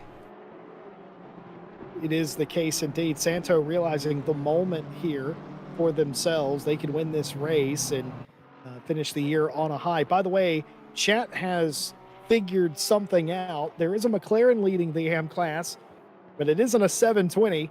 You are correct. It's a 650. Clark in the 36 is in a McLaren 650, winning in the AM class. The Clerkwork, that's not hard to say it are. The Clerkwork 36 inside the top 10 in the lead of AM. I didn't have that on my bingo card. Well, he might be gaining one more position as look up ahead, the 944 Akasuka. They've gotten themselves a drive through. Incredible. Good eagle-eyed chat tonight. Chat's picking it up. They pretty much confirmed that that might have been a kiss of the wall for Flamger earlier on, but like I said, even if it was, it didn't do any damage to the car in real terms, and the pace is still fine for Timothy, so that's pretty much confirmed. But yeah, Clark in the Clerkwork 650 is leading the way. Now, we highlighted that when this season started, that there was a 650 in the race. I think there's an old Porsche somewhere, or at least there was at some point, and that's Night Owl, baby. Yep, there is still an old Porsche. It's Stefan Miller, your Canadian driver. The other is the old school Porsches, the 333. It's also the one who we saw go sideways up the S's, which must be terrifying in an old Porsche. I'm going to try and remember my Porsches. This is the 991 Porsche? We need Stewie, who's the resident Porsche, like, you know, expert. Somebody in / chat nerd. will correct us if we're wrong. I think the new Probably. one's the 992, and I think this is a 991. Probably. Could be very wrong about this. What sim is this? Says the new chatter. This is Assetto Corsa Competizione. This is ACC, as we say it for short, because it's an absolute mouthful otherwise. And it is one beautiful sim, if we do say so ourselves. Very nice dynamic lights. And man, Ryan, you remember when ACC came out, it was a very demanding sim to run, and of course the devs did such a good job of keeping the quality but also making it less performance intensive. I remember those early days, and now you've got VR working, and it's a whole thing. What a lovely sim. If you love GT racing above all else, ACC is a sim to add to your collection. Oh yeah, when this game came out, not only was it a CPU cruncher, but it was a GPU burner. You know, it would just completely fry your system if you tried to run it on high and you didn't have, you know, the best of the best. As John Arazer, the 699, one of the early pitters trying to get back around some of the traffic. That's Damien Lowe in the 97 that they're getting around. No, nothing for their class, and John Arazer's already pitted. The leader of the cars who's pitted as well. We'll have to keep the eye on John Arazer, but yeah, I remember when it first came out, and it was pretty challenging to run, but now the optimization and, like you said, some of the light effects, you know, like what we're currently having, we've passed where the sun was just a little bit higher, but the long shadows, the sparks kicking off the cars, the glowing brakes, the glowing exhausts, especially at night, it really does make it feel a little bit more alive, especially when you're on, you know, a long endurance race. Yeah, it's Seb Bernier was the individual here. He's a community moderator and a great driver in his own right, Seb Bernier. And he turned me on to racing in VR. I've always had VR since before ACC was a thing, but I never even considered using it. But he got me set up with how to run it properly. And man, just like VR in anything, it's life-changing. I absolutely love it, especially with the fidelity you are able to achieve in ACC, even in VR. It's we live in a fantastic time. We're spoiled for choice, for sims, and quality as well. Very much so, and looking back up to the front of the battle, it might be all over for Timothy Flamger. The 19, they ended up slow with the lap traffic, and that's Leon Seeley, the 246, looking on the outside. Tried it, there wasn't enough of an overlap there, but now it's bunched each other up so close that Leon Seeley is definitely in the slipstreaming range, definitely in the attack range, whereas before he was maybe just a little bit too far out for the Mercedes. Certainly was. I told you that Flamger was going to defend this, and he is doing, and he has every right to. This is for second place. It's the final race of the year. No reason to think that you wouldn't defend, and Seeley's going to know that. Seeley also has to think big picture as well. And while he's in the proverbial driver's seat in the championship, he can't make a mistake here and let some of his rivals back in this thing. No, so it's going to be one of those. I think we will see some, some more moves and some more attacks from Leon Seeley. But I think if it got very, very hairy, you might see the 246 back off a little bit, and sort of preserve their championship, because as he says at the minute, it's quite a comfortable championship to them, but you can't let it go. And actually, Timothy Flamger's decided that with the traffic, with Leon Seeley breathing down my neck, now is the time to pit.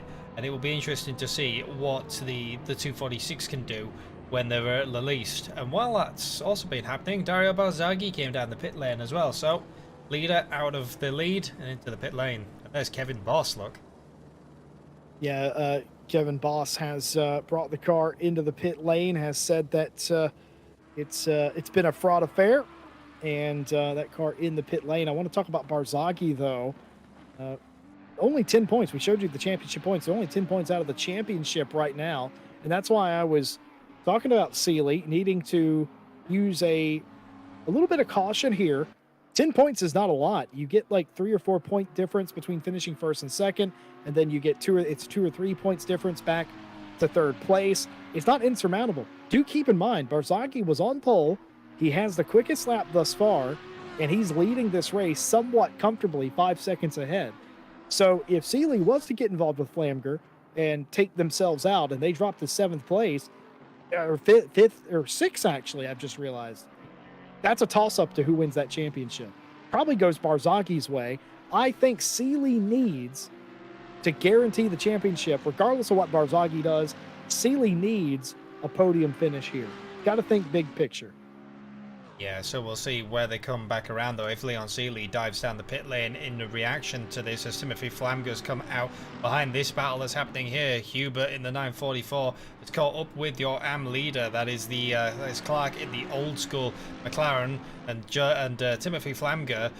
This is a very bad situation for him. He came in nose to tail with Seeley, hoping to get a little bit more clean air, but he's come out right in this battle. This is going to be hurting his lap times now, and going to be hurting his gap to that Aston Martin driver.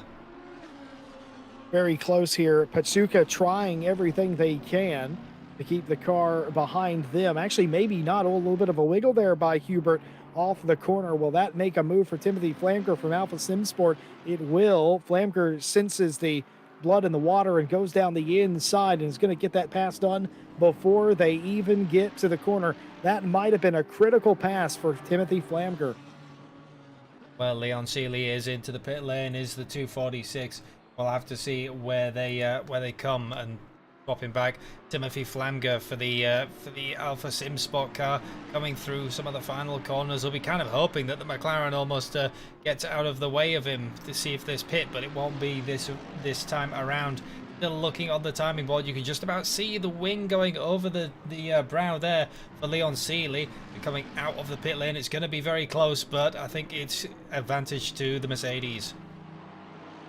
Yeah, it certainly is advantage to the Mercedes here, back to P5, but that's to be expected because several cars have not come down pit lane. Flamger has got out in front of the driver from Barbados, and Flamger driving right up to the leading AM class car, which, by the way, because of the way that they're all strewn about the racetrack, they've not pitted yet, the 650 McLaren. But, of course, they are currently third on the racetrack right now. So, for the time being, anyway, this is a battle for position. The Clark car goes a little bit wide in the carousel, allowing Flamger through. Flashing on the lights by the Aston behind. Gets the same courtesy in the following corner as Seeley drives off the racetrack. And this would have been a lot closer, but even though Timothy Flamger got held up on his outlaps, he had a quite a lot faster pit stop than Seeley. In fact, a whole 1.3 seconds faster stop than the 246 was the 19. So that has meant that they've kind of held station. I think had Seeley had a quicker pit stop and Flamker had been held up on that lap again, it would have been the other way around. But the 19, a little bit of a sigh of relief, comes back out still with the track position, and 41 minutes to go.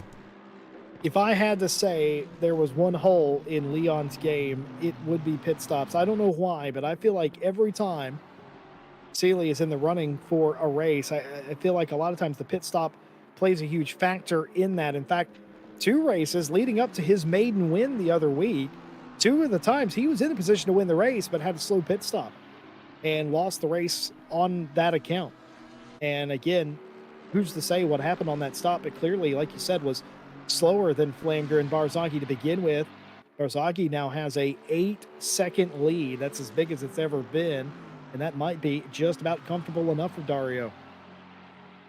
Yeah, very much so. And like you said, it's some drivers do sit there and practice this. You know, I'm looking some drivers who we know, like Wolf Matushka, they will sit and religiously practice pit stops for this whole reason, because it can take you half an hour sometimes on a really quick driver. If your pace is the same, it can take you half an hour to gain a second on the track, and then you can lose 2.5 in the pit stops just by being sloppy. Well, the final half of the race and the final race of the season, and therefore the year, as Jana Razor goes down the inside of the Lamborghini of Masatoshi Kaneko. We haven't talked about Masatoshi at all, really, in the past 15-20 minutes or so, but as it stands right now, they are all alone as your champion-elect in the AM class. And I'm pretty sure after race 1, it didn't look like that was going to be a possibility. They only scored 9 points, I think, in round number 1, but they won the last race as well, and they're having a solid day here, while Watkins and their competitor they were tied with coming into this race has had an absolute bear of a race. So that has left Kaneko all alone near the top, and they will do their pit stop here on this lap. Danny Santo trying to work his way back through the field for the SRI Esports BMW car that's had a great day so far. Looking up the inside of Damien Lowe, the 97 Lamborghini, a shower of sparks fly as they chuck it over the curb and be on the inside line for the first go up the S's. Got to be careful moving over on your driver, to your left in case they're still there, but the BMW's got the grunt up the hill, and Danny Santo still continuing on. It's been a great day really for that BMW driver as well. Sure has, going about their business in a positive way. The car's clean. They look very quick indeed in the 94 Rudy Philmalter. A little bit further back in the field, but they have completed their stop. They're on the back of Les Stevenson. Now, this is an interesting group. I have not seen Philmalter and Stevenson race each other in about 6 months. They used to have some fantastic battles, and I think they might be just about ready to renew that fight.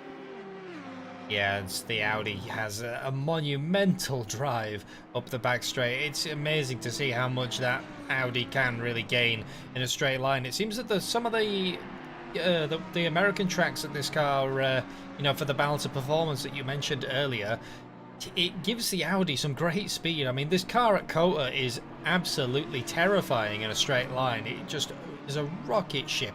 And I think at Watkins it still has some of that, but it does fall out a little bit in the corners to the Ferrari, so it's going to be a good battle.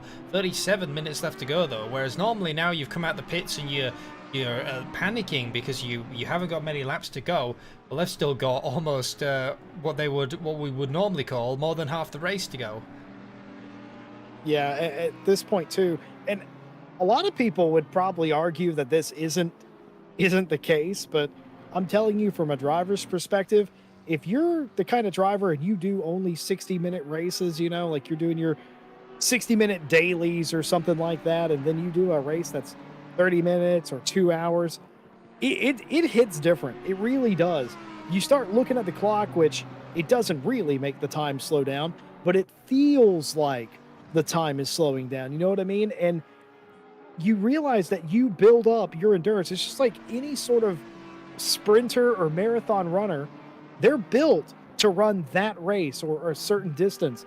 Anything more than that, they are not prepared for because they've not trained for it. And if you're used to running 60 minutes and now you're running a 90-minute race, those last 30 minutes certainly can feel like they're crawling along. Oh yeah, absolutely, and then it goes the other way around as well. I remember that there was a couple of seasons at series that I ran in ACC that did 90-minute races, and you got used to them. And then the next season they decided to swap it to 60 minutes, and it was suddenly like, where's all this time gone that I had to battle these people? Well, no, it's been taken away from you, even though it's only 30 minutes as these guys get closer and closer. Olivia Kierton as well in the looking back up to the front of the grid. The triple one has dived in from your proverbial leader of the race. Be interesting to see where they come back out and finally filter through, does the Honda. Certainly does. There's a local yellow in turn one. I think that's the 19 car. That is. It's the 19. It is the 19 car. It's Timothy Flamger. He's had an accident down into turn one. What's happened to him? He's by it. Is something wrong with the car? See what happens. Coming up, Leon He lost Seeley. a lot of time. Leon Seeley looks to the outside, goes round. Oh, and there's contact. Oh no, Leon Seeley can't have that. You can't do that. That might be a penalty from Seeley, and what will that do? Where will that drop him if it is? 19 gets back going once again. Almost got it beached there. That was a bit of a scary point because, you know, the way the car is now, I'm wondering if Seeley might give the place back. He is slow. That look, he's way up ahead. And there you go. He is going to return the position. Yeah, he certainly does do that. Obviously, Leon knows the RCI rulebook, whereas that's usually a drive-through penalty for a takeout. But if you give the position back or attempt to do so in a timely manner, I think is how the rule's written. Basically, you can, at steward's discretion, that penalty can be lowered from a full-on drive-through to just a time penalty. Leon knows that. He's raced in RCI enough to know that. And I don't know what happened there. Were my eyes deceiving me, or was Flamger really slow on the front straight? Did look like that Mercedes had lost a little bit. As a big twitch there from Flamger. That car definitely looks more unsettled than what it was. Riding on board with Leon Seeley. We'll see if the Aston Martin has the same kind of pull. But this time, it doesn't. This time the Mercedes is up and gone. Could they have knocked it into the wrong engine map? I think Flamger touched the wall again and slowed himself down. Yeah, that's true, actually. That could be a big possibility. I can't think of it, but if it's not that, I would agree. It's probably an engine map issue, or maybe went to the wrong gear. Sometimes you hit the downshift, or... Well, actually, no, it wouldn't let you do that because of downshift protection. But you can double upshift. That's true. You can, in fact, double upshift. It could have been any number of things is what we're getting at here as we are rambling on, but it looked very odd because that gap between Flamger and Seeley was decent, and Seeley just closed in like it was nothing down the straight, and we've just seen this lap that didn't happen, but that led to contact there. Very unfortunate, and glad I'm not a steward here tonight. Oh, the poor stewards have definitely got their hands full, not only with all the things that are happening in this race, but we've kind of forgotten, Jesse Lee, about the race one madness. Yeah, we certainly have forgotten about that, but I tell you who hasn't forgotten. The people that never forget. It is the stewards. A couple of other things that have come across the board for us. Lap 9, warning for car 4 for avoidable contact. Drive-through penalty for car 31 for going for a gap without overlap and taking out another couple of cars. That was a penalty for the 31, but it involved cars 4, 31, 333, and 28 on lap 10. Warning for car 333 for failing to slow under yellow flags. That's for the same incident. And a drive-through for car 944, taking out car 3 on lap 11. Warning for car 69 for avoidable contact, increased to 5 seconds due to it being a second warning. Yeah, so still the penalties are coming through, like you mentioned. Yellow flags and penalties we won't be seeing the last of. Still got 32 minutes of this race left to run. Leon Seeley is quite close this time. Looks to the inside.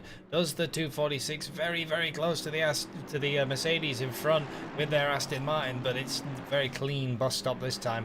Nothing to be had. Last time, Timothy Flamger had a little bit of a wobble. Seeley thought about it, but was a little bit too far back to lunge. Well, we know the stewards are looking at everything. I can look into their box from our commentary position. I can tell you in all faith that they're obviously looking at a lot of stuff. Now, keep in mind, we were told that they were going to look into lap 1 incidents if they were allotted time, and if they didn't feel they could get them all done, lap 1 from the first start, that is, that they would do it at a later date, post-race stewarding and all that. I've not seen any lap 1s come through. They have had a steady flow of incidents to deal with. Ryan, what do we got here? Well, Rudy Philmalter has finally got past Les Stevenson. We didn't quite catch it on the broadcast, but I thought it might be this. Look at the speed of the Audi to the outside, Ferrari on the inside. But look at the power. Even without a toe, the Audi's starting to pull. Oh my God. And Les backs out of it, decides that you've got me on that front, but power of these Audis at the American tracks is absolutely terrifying. If I'm Les Stevenson and I'm in a Ferrari that looks that good, by the way, Les, excellent choice, paint job. I'm sitting here going, what am I supposed to do? Did everything right. I had the inside, I blocked him off. He didn't have a great run, but it just didn't matter. That was an incredible drive off of the corner to make that pass happen. Les Stevenson, absolute bystander in that. And that's kind of what happens when you race the Audis at COTA, though. Like, even so, you'll do qualifying, and I raced a couple of races there where this was the exact thing. You do qualifying, you qualify ahead of some of the slower Audi drivers. You do everything right. At the start of the race, everything's clean. You get to the back straight, the very long back straight, after the slowest corner on the circuit, really, as Leon Seeley's still looking up the inside of Flamger. You put your foot down, and there's nothing you can do. Literally, I counted at one point in a race I had 3 Audis flew by me before the braking zone, and you just sat there thinking, what can I do? There's no point even going to the inside to defend it. It's just pointless. Absolutely incredible stuff we've seen all season long, but especially tonight. Incredible scenes, both good and bad. Excellent overtakes and dramatic crashes thus far. Kevin Boss out of the car. He's in his street clothes now, and he is with us at this particular juncture. Kevin, you found yourself on the wrong end of stewarding decisions tonight. You found yourself facing the wrong way a couple of times. Where did it all go wrong? Well, I'd say the first 2 times were out of my hands. Like I said during the race, one of the 2 times, one of the cars that got caught into the accidents just came into my way. I couldn't avoid them. But yeah, the one where I got penalized, I thought, at least in my opinion, I had more right of way because I got pushed wide into turn 1. But I mean, yeah, the stewards, they have more cameras, they have more views, and then to them, I was just a bit too far behind. And then sort of forced my way into the position, and that caused the accident. So yeah, sometimes that happens when you think you're doing the right thing, but you're not. But yeah, that is what it is. But yeah, now I'm here, still looking forward to see the rest of the race, even though I can't participate. Again, it was very fun to participate in this winter break as it is. But yeah, we'll see how it goes on in the next year. Hopefully a lot better. Yeah, so Stewart's decisions and the doors come down for the GTR garage. Bit of a sad time, but as he says, sometimes that is just how it falls. And this is now a lot of racing starting to get back up. Olivia Kierton there looked like to go to the inside and ended up running themselves out onto the dirt of the bus stop. And now this is the 108, but it's an Audi. The Speedy XE. And look, once again, The Audi, they're going to be around the outside. Speed EXE is going to have to throw their car over the curbs as much as they can to keep this position. And that's what I was telling you about. It's just terrifying behind you. I stepped out of the box for a brief moment. Did we talk about the Leon Seeley penalty while I was gone? No, we did not. But Leon Seeley does have a penalty, Jesse Lee. Yeah, it certainly does. So I was curious how that was going to go. 15-second penalty for the Pro Championship leader, Leon Seeley, in the 246, taking out car 19 in turn number 1 on the 31st lap. It is noted position was returned, so could have been a drive-through. It's going to be a 15-second penalty. Now, that's not terribly bad, because if they're 15 seconds ahead of 4th place, Dario Barzaghi is still not a threat to Seeley. Not as of yet. We'll have to see what the gap is. Well, the gap. Oh, but they're definitely not. No, I was going to say the gap is not. The gap is 5 seconds, and in fact, I'm trying to think where they would drop to. It might even be all the way back to where Joe Dauber is. In fact, no, even more than that. It might be Phil Malta. You might be just about safe from the 99. But yeah, that's gonna. That's gonna be. They're gonna end up almost 7th. Folks, I can't press this enough. Where Seeley finishes matters. I'm confident. I have been doing the maths, as you would expect. I heard that, Kevin. I have been doing the maths. I'm pretty confident he has to finish inside the top 5. Now, another interesting thing has happened. Joe Dauber has taken the quickest lap in the pro category, which is the quickest lap of the entire race. Each category gets its own quickest lap. Just to remind you, that is additional bonus points for doing that. But taking that away from Barzaghi does help Seeley. But even still, I'm quite confident Seeley has to finish inside the top 5 with Barzaghi winning. I think they do. Looking at the gap as well, yeah, the gap to Phil Malta to the 99 is massive. So the lowest they're going to drop is 7th. But as he says, that's too far out of the points game. Well, he'll need to have a massive couple of last laps in order to build up that gap in order to maintain his leading position. Ooh, this could be a dangerous move from Olivier Keaton. We've seen disaster happened here. They're very, very close, running up onto the back straight. It's a Honda versus a McLaren. Olivier Keaton does have the inside line. It will be an advantage to the 111 up the inside of John Araser. He's not backing out. He's going to try fight it. He's going to have to finally get that position away. My goodness, close stuff. I only get nervous when Ryan Mawson gets nervous, so you could imagine when I heard him make noises, how nerve-wracking that is to me. We've seen it too much today, Jesse. We've seen too much in the S's. I'm not scared until Ryan gets scared, and Ryan being scared scares me. Lewis into the pit lane. They are the last of the late pitters. If you can call this a late pit, there's still 24 and a half minutes left in the race. But that will conclude the pit cycle. The battle for the Pro Championship very much on. Seeley, we suspect, has to finish inside the top 5 with a Barzaghi win. That changes depending on who has the quickest lap in that category. Right now, it's Joe Dauber, which that makes near as no difference in the championship fight for the time being. Santo leading by far and away, a huge margin in the silver category in that 94 BMW. Just doing a fantastic job. Martino holding on to 2nd place in silver over Pachuca in the 944 Audi. Clark continuing to lead the way in AM over Masatoshi Kaneko, who has had every opportunity afforded to them tonight, and they could be a champion if this result holds. 3rd place in that particular fight is low, as this fight continuing for a top 5. Going to be too wide once again up the S's. Joe Dauber and John Araser. Poor John Araser is thinking this is happening again, and we're not having it happen again, but this time John Araser has the inside line. Will they be able to fight it with the Ferrari speed? They're still side by side, So close. and they're going to have to back out. That was probably for the best, but what a good fight. How close they got without really touching.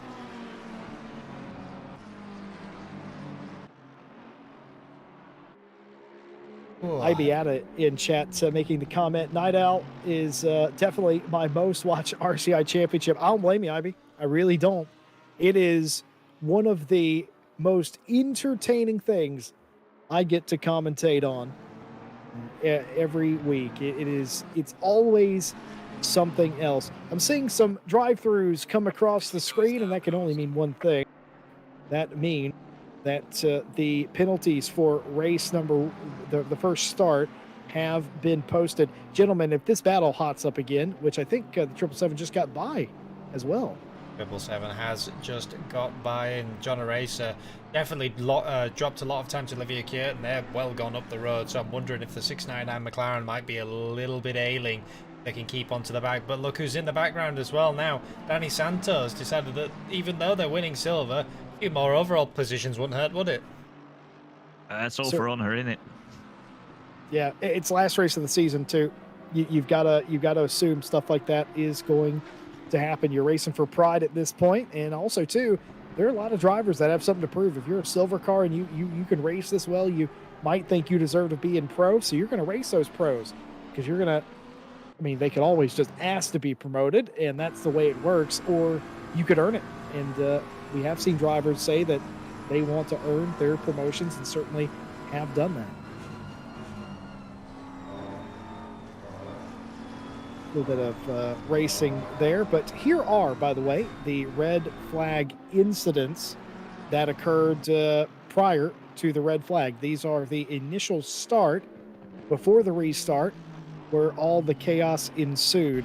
Lap 1, turn 1 between the 271 and the 877. Drive through for car 271, taking out car 877. Lap 1, bus stop incident involving the 740 and the 36. Warning for car 740, avoidable contact. Lap 1, turn 11 involving 46 and 108. Drive through for car 46, taking out car 108. Lap 1, turn 11. These are all going to be turn 11.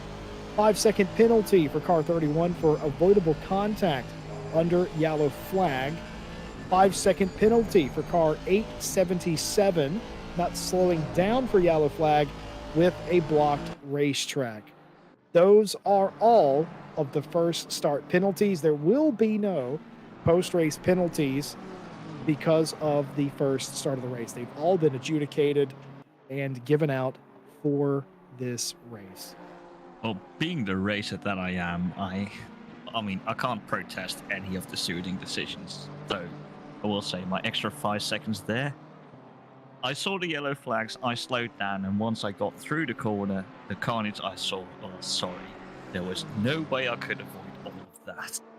Got to be careful. They can't, they can hear you. The walls are paper thin. They they are paper thin. They'll come in and get you. I'd be careful. Yeah. I like to keep them friendly, but still, that's like. Kevin Boss in the commentary booth as a racer. Yes. No, it's just, I love, all right, and we don't usually talk about this, but I do want to talk about this as Seeley trying to go for a move here. This could be important, folks, Seeley getting around Flamger and furthering the gap. I love a racer's sort of thought process that they go through as Seeley goes around the outside. I don't think this is a move per se, maybe trying to set up the cutback, but nope, blocked off by Flamger. Racers are going to race, and they're going to politic, and they're going to argue their point. And I know that because of the prevalence of certain series, like F1, for instance, people take a negative sort of view on politicking. But as a driver myself and a commentator, I love it. I love hearing the politics behind the motorsport. It's all part of it. Always has been. Oh, we're looking out at the race replay, looking at Hubert Batsuska going into the bus stop chicane. So what happens here? Yeah, exactly. A terrifying, okay. a terrifying Audi moment. Anyone who's ever driven an Audi will have been breathing through your teeth at that moment. When it starts getting away from you, you've got to hold on for dear life. I will say, I've actually driven the Audi here. I did not have that type of issue in the Audi. I did have that in the GTR, which I will say is terrifying. Oh, this ain't good! Leon Seeley's gonna make contact in the bus stop. He's got off. He's forced Flamger, and he's taken the spot. He's likely gonna give that back, but for the second time, contact with Flamger. And guys, I don't want to say it, but I will. Could that be more penalty seconds? I don't think that would warrant anything more than a 5 if it were. let's take a replay here. This could be the worst case scenario for Leon Seeley. Goes to the outside, down into the bus stop, just about gets there and just ran out of room. Now that's very interesting.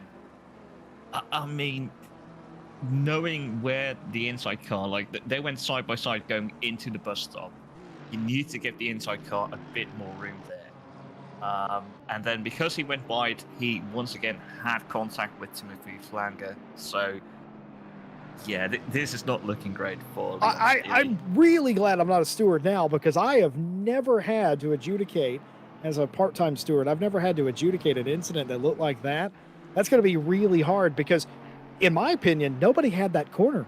That was up for grabs, but one car goes off and causes contact with another. I have to wait for that one. Once again, like, the stewards have more angles. They can look at an incident more often. So, like, maybe Timothy Flanger could have given a bit more room on the inside, or he didn't take enough of the inside. We can't say that in this instance.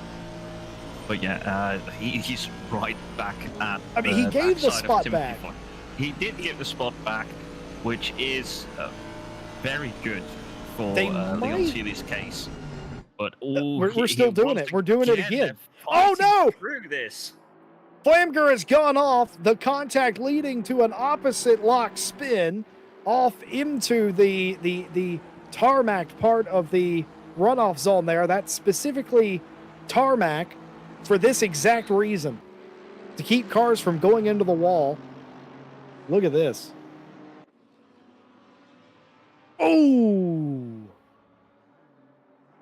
And a tap from the wall from Seeley on the way up as well. Guys, it's getting a bit dicey. Where is Seeley got? Seeley hasn't waited. Their way up the road is the 246. I think Olivier Kierton in the Honda in P2. The Mike Jones bonk hammer might be approaching. Olivier Kierton might now have secured P2 here and getting himself quite some good points in the championship.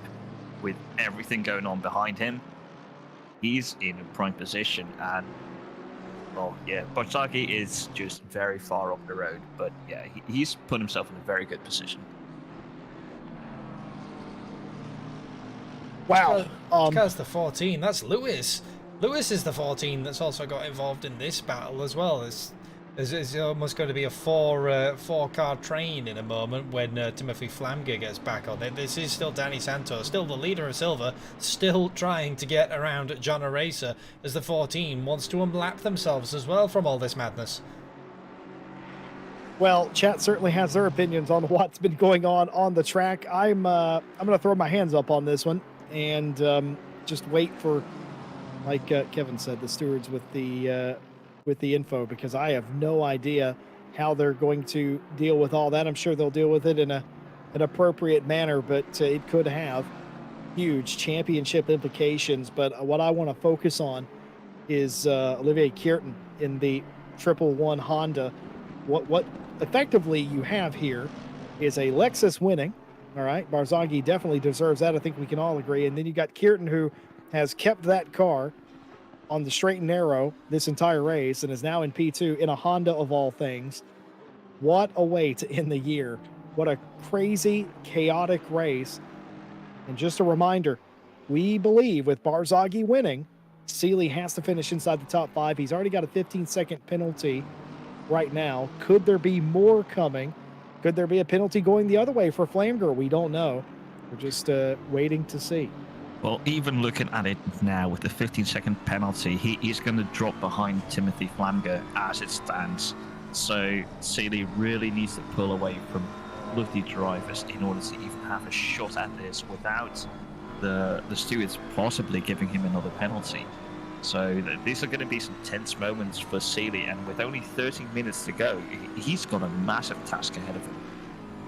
Well, here comes Flanger now. Flanger is trying to gain some of those spots back. The BMW in the background, I think that Santo is... no, that wasn't Santo. That was David Lewis, the Team Ballas car, is going to for their own safety, run off the racetrack, but they're side by side here. You've got Flamger in the background. Meanwhile, Dauber there, they're going to be very close with each other coming up the S's. They wouldn't dare go 3 wide here, looking around, looking for space as Flamger 2 wide in front of them. Maybe a little bit of a touch as they exited the corner. Will they get single file for the bus stop? They just about make it work, but that was close dealings with all of those cars, all in a group together. A Razor, of course, Flamker, they're all trying to get around Santo. Santo holding their ground. They've earned this top 5 thus far, but just a crazy way to come down to it. The light failing us here, 7:30 p.m. in upstate New York. The headlights and taillights on the race cars becoming more than auxiliary at this point, becoming precursory. Well, especially at this autumn/winter time, you know, when the sun goes down a lot faster than usual. The earlier it will go down, the more you need your lights, as we now see Beldos Ramos try and get the best of Clark going through turn 1.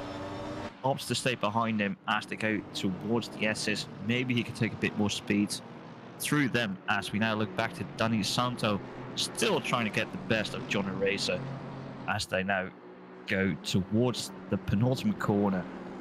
And in that M4, usually one of the more stable cars on the track, also pretty good in a straight line. But yeah, they have been in this position for quite a while. And as we now look, Timothy Flamger trying to get the best of Danny Santo, has to hold in through turn 1, but you can only imagine he'll try and overtake him now through the S's, but he still positions himself behind Danny Santo in the S's. See if we can take him into the bus stop. Well, it's gone from bad to worse for Leon Seeley. Looked like they were on for a championship, and it's not gone that way. Flamger looking to the inside to make the pass on the silver car, and does without further incident. There's been a racing incident between the 246 and the 19, that on lap 40, turn 6. A warning for car 246 for avoidable contact due to an unsafe rejoin. That was the lap 41 bus stop incident. The lap after that, lap 42 in the bus stop, drive-through for car 246, Leon Seeley, for taking out car 19. The stewards have deemed that the contact delivered to the 19 in the entrance to the bus stop was the fault of the 246, leading to a drive-through. Now, that doesn't replace the 15 seconds, so they still have that under the drive-through that they have to serve in 3 laps, and then they will still have the 15-second penalty on top of that. Yeah, this is turning into a very difficult scenario for Leon Seeley. It already was with only the 15-second penalty, but now with less than 10 minutes to go, well, with him entering the pits now, we can only wait and see where he actually ends up after his drive-through. And luckily for him, the pits are not too long here at Watkins Glen. But yeah, this is not great for him. Well, it's looking like one of those tonight, certainly. By the way, the championship would go the way of, oh my God, it's so close, gentlemen. I don't know if Joe Dauber, who has the quickest lap, would win it, or Dario Barzaghi, because Leon Seeley came in with 39 points with their drop round, right? Joe Dauber came in with 34. Rudy Philmalter, right, is in there with 29, tied with Dario Barzaghi. Barzaghi got points for pole position, and he's likely going to win this race. Now, I say that hesitantly, obviously, but it's looking like he's going to win this race. Dauber's looking like he's going to finish 3rd or 2nd. That might be important, but there's so few points between them. Dauber has the quickest lap. Even my calculator can't tell you, with the drop round included, who would win this, Barzaghi or Dauber. It's going to be, pardon my language, damn close. Oh, I even thought, okay, let's have a look at the current standings and see where people are. But having to keep the drop round involved, it's making my brain burn. So I can only imagine what the calculator has to go through, because all the possibilities they have to think about, it's so much. But yeah, all we can look at now is David Lewis trying to get up onto the back of Seaver, as Seaver goes wide. And is he going to go into the pits? No, he just holds back and lets David Lewis pass. So that's a good move by David Lewis going ahead of Seaver, sorry. As we now look back to Danny Santo, who goes wide out of turn 1. Ryan Mawson, your thoughts on everything that's transpired thus far? It's getting very, very like interesting out on the racetrack. Everyone's decided to push it. I told you that this would happen, didn't I? Is that we always have these lulls and we might have a bit of a crazy moment. Well, that crazy moment started about half an hour ago and it just hasn't let up since. And Danny Santo, although he's had these moments, he's had to let Timothy Flamger by. Something happened with Flamger, have you noticed as well? The 19 dropped back to 6th position behind these two, but Danny Santo still wants this position to John Araser, but they're just fighting tooth and nail and the BMW cannot get by.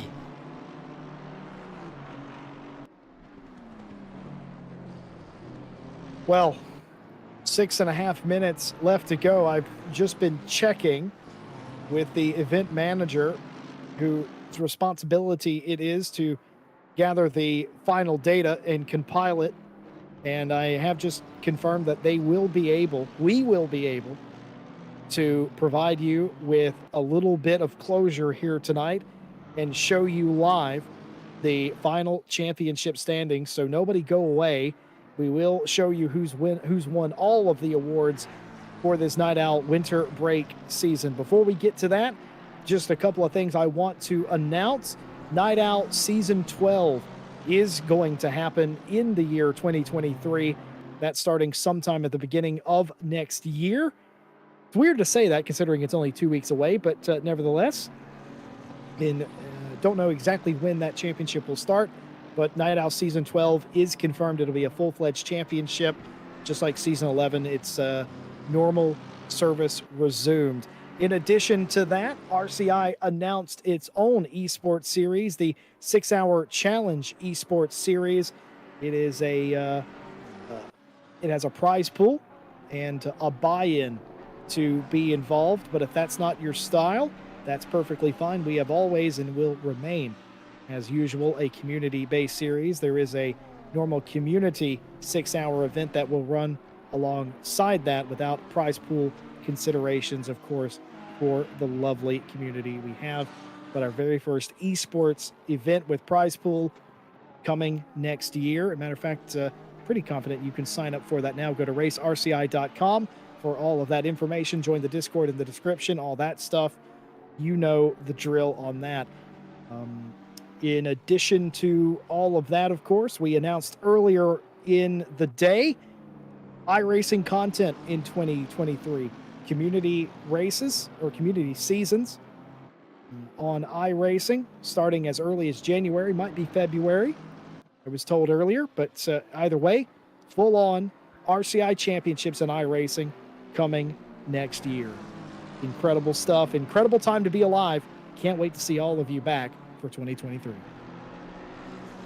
Yeah, a lot of stuff happening for RCI in the new year, both in ACC and iRacing, as we now see Timothy Flamger go trying to pass Danny Santo as he has the inside going into turn 1, and he completes the move. Only John Araser to pass for the absolute P4 in the race. But yeah, there's so much happening for RCI in the new year. There's so much for people to sign up to with iRacing coming up and the esports. It's actually amazing how much RCI is growing. It sure is, and I can't announce anything, but I am privy to potential other simulators being involved in 2023 as well. There's nothing that I can announce here because there's nothing concrete, but iRacing and ACC aren't the only two, I have a feeling, that will be participating in a championship setting in 2023. Keep your eyes peeled on that. You can follow us, of course, on Twitter and all that stuff. And on your way out tonight, we would love it for one last time if you would like, subscribe, help us grow here for the next year. And again, I said this a few weeks ago, I'll say it again. Huge thank you for getting us to 4,200 subs on YouTube. That's absolutely mega. That's what our goal was for the end of the year. We've smashed it. You smashed it for us. We thank you very much. And man, it's been a oh my goodness, it's been a big Oh. crash, is what it's been. We're now looking at the race replay. I can see Timothy Flamger try to go up through the outside. They both go through this corner nicely, but then what happens is that okay? So yeah, Timothy Flamger, they both try and give themselves a bit more room. Timothy Flamger goes up on the inside, hits the curb, and being shot outwards towards the other car. And yeah, that's just not what you want to see. Not a lot he could do. But yeah, that's just what happens sometimes when you try to go too early into the corner, hit the curb, and yeah, it just shoots you outwards. I've been waiting to ask this question for about 2 seasons of Night Owl now. Kevin, I'm going to ask you, are fat people harder to kidnap? Only if they're slow. All right, moving right along from that. Thank you, Kevin Boss. Well, you see, this is why you're doing it wrong, Jesse Lee. People have the wrong implements. You see, that's why you need an estate car, as we both know, being estate car owners. Yes. They're very practical. Joe Dauber is doing Yep. it wrong. You don't want to kidnap people in a hatchback. That's not how it works. Oh, I only just remembered why you asked me that question, because of the team name. Yeah, did you just think I ran? No, Jesse Joe Lee with the Dauber. random important questions right here on Night Owl. Joe, how is milk pink? How do you turn milk pink? They're pink cows? No, it was legitimate. Joe Dauber has had that team name for a long time, and I've always refused to say it out loud, but I just figured I'd ask Kevin what his thoughts were, as Dauber is trying to take second place away from Kierton, and I'm pretty sure if Dauber does this, by the way, on the last lap of the race, which I believe we are on, Dauber wins this championship. We will, of course, have the official tally after this, but I'm quite confident if Joe makes this move on Kierton for second. Sorry to interrupt you there, but Barzaghi is very close to finishing this lap, so I think there's one more lap to go, actually. It's the don't think so. It's the last lap this go around as Barzaghi crossed it. So Sorry, I'm an idiot. it's the 777 versus the 111. It's going to be a tall order from Joe Dauber. Final lap of the race, the seconds ticking out as Dario Barzaghi rejoins the original short course circuit. And what can you say about Team Ballas Esports? They have shown up in a big way this year in RCI racing, and Dario Barzaghi has won a bunch of those races themselves, and they're going to add one to the total tonight. They did everything they possibly could do. Dario Barzaghi wins it for Team Ballas Esports in a brilliant way, leading it the entire way. Fastest in qualifying, only giving it up briefly during the pit stop cycle. And here is the battle for what might be a championship. Will it be Barzaghi? Will it be Dauber? Dauber doesn't make a lunge, gets as close as possible, might pull out here, could be side by side. They will be. Will he run out of time? Yes, he will. Kierton gets second, Dauber in third. And as close as that was, we're going to wait for the countback. What a brilliant show between the Williams driver and Dauber on that affair. We're not done here, folks. We're still racing inside the top 5. Yeah, so we now see Danny Sanders still trying to keep back some of the guys behind him, even though he is the leading silver. He does it for honor, goes into P4 overall, as now Timothy Flamger now crosses the line, as does Leon Seeley, Johnny Racer, and Rudy Philmarter quite a bit behind. But yeah, still looking at this, if you look at Danny Santo in silver being P4, that does show he's had a tremendous race compared to a lot of the other drivers.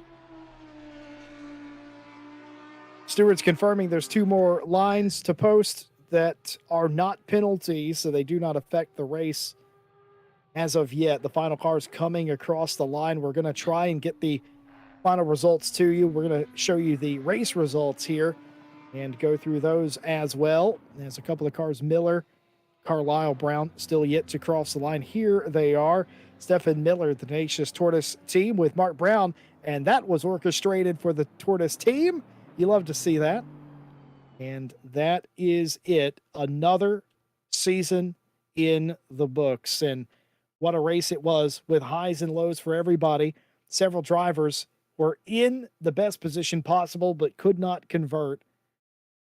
And that has led to absolute chaos in the final championship standings. Well, you can see it everywhere across the track where you can see people who finished higher than usual or not. I can be a little bit egotistical and hoping that with the drop rounds, I can actually maybe keep my fourth position in this championship. But yeah, we can only wait and see what actually happens. But yeah, across all the championships, it's been very tight, very close. Even though it's only been 3 rounds, and usually that means 3 rounds in a row. With all the breaks we've had, it really feels like a long season. So I'm very interested to see what actually happened with all the points being calculated and the drop rounds being involved. Just waiting for the final stewarding things to be taken care of before we can officially post and show you the standings, or excuse me, the final positions in the championship. Don't go away. Of course, we'd like to thank our partners that have been with us all year long. AK Informatica, they provided our servers for us, our fantastic quality servers. You can find more about them by going to shop.akinformatica.it. And you can visit Driver 61 for driver coaching. No better place to get your driver coaching than driver61.com. And we can do one better than that. We're partnered with them, so we get 25% off. All of our viewers get 25% off by going to driver61.com and using our discount code in the description of the video. Driver coaching can make you a better sim racing driver, faster and smarter as well. And of course, as always, fanatec.com, been partnered with us as well. Go to fanatec.com via our affiliate link in the description and buy yourself a nice Christmas present. It doesn't cost you a thing to use our affiliate link, and it helps us with things like server cost. It tells them that we sent you. We appreciate your continued support in using that as well. Of course, a lot of championships. We announced some things today. iRacing series next year, an official 6-hour challenge esports series for serious money to the winners and top performers. Prize pool and all that. And for next year, community-based racing as usual resumes in the new year. All the series you expect to be will be back, including the newly announced Night Out Season 12. Would be back with Friday Champ, etc., and so forth. Got all sorts of things coming up for you next year. We're super excited, and that's just the tip of the iceberg. And just one more time, appreciate a like on the way out for the evening. And again, just waiting for the final standings to come in. A couple of things have to be taken care of, has to be signed off by the steward department before it gets in our hands. But we will be showing you the championship standings here at the end. Just an incredible way to end the season. Yeah, it's been a good old championship. Like everyone had their ups and downs.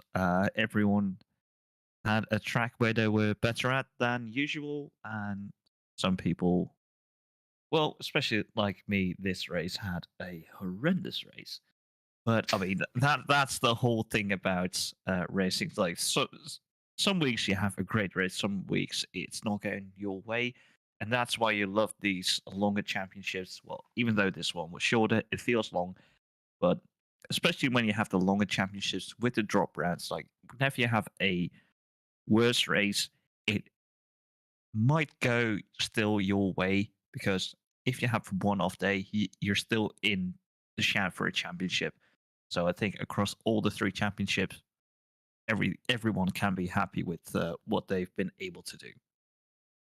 Indeed. Of course, some other things going on. Of course, our broadcasts on RCI TV are done for the season, but RCI as a whole is not done. Of course, the RCI esports team, the best kept secret here at RCI, has done a fantastic job in this entire year, and they have a big race tomorrow for VCO Extreme, and you can follow them by following our Twitter, RCI_racing, as they progress through the race. But for stuff tonight, here is the final championship standings for the Night Owl Winter Break Series, starting with Pro.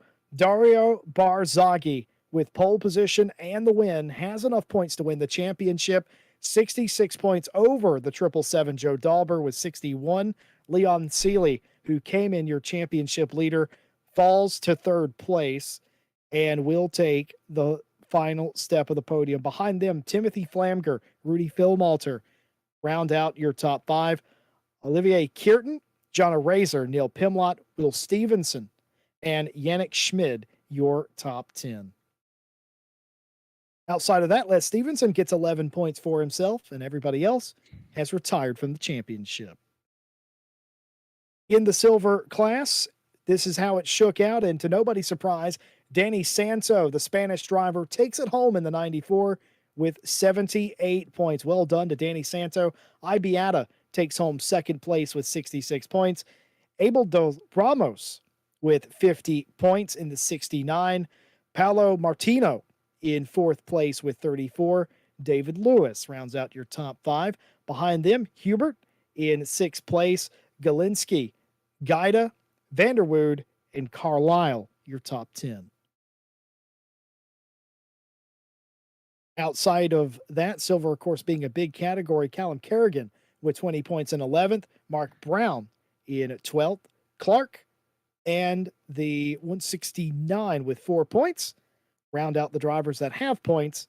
Everybody else retired from the championship. In AM class, no surprise here. Masatoshi Kaneko had work to do, but work they did.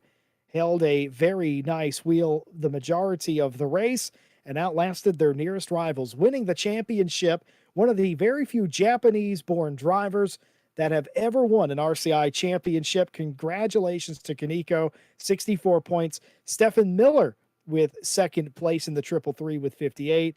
Clark in third place, deserved third, 53 points. And in a tie for fourth place, Kevin Boss and Damian Lowe with 50 points apiece. Hey, Kevin, that's you. You're on the thing. Yay. Outside the top 5, Cody Watkinson had a disastrous race and fell to 6th, 39 points. Matthew in 7th place with 36 points. You've got the 877 Domenico with 33. Seaver in 9th place with 15. And Garcia rounds out your top 10 with 13.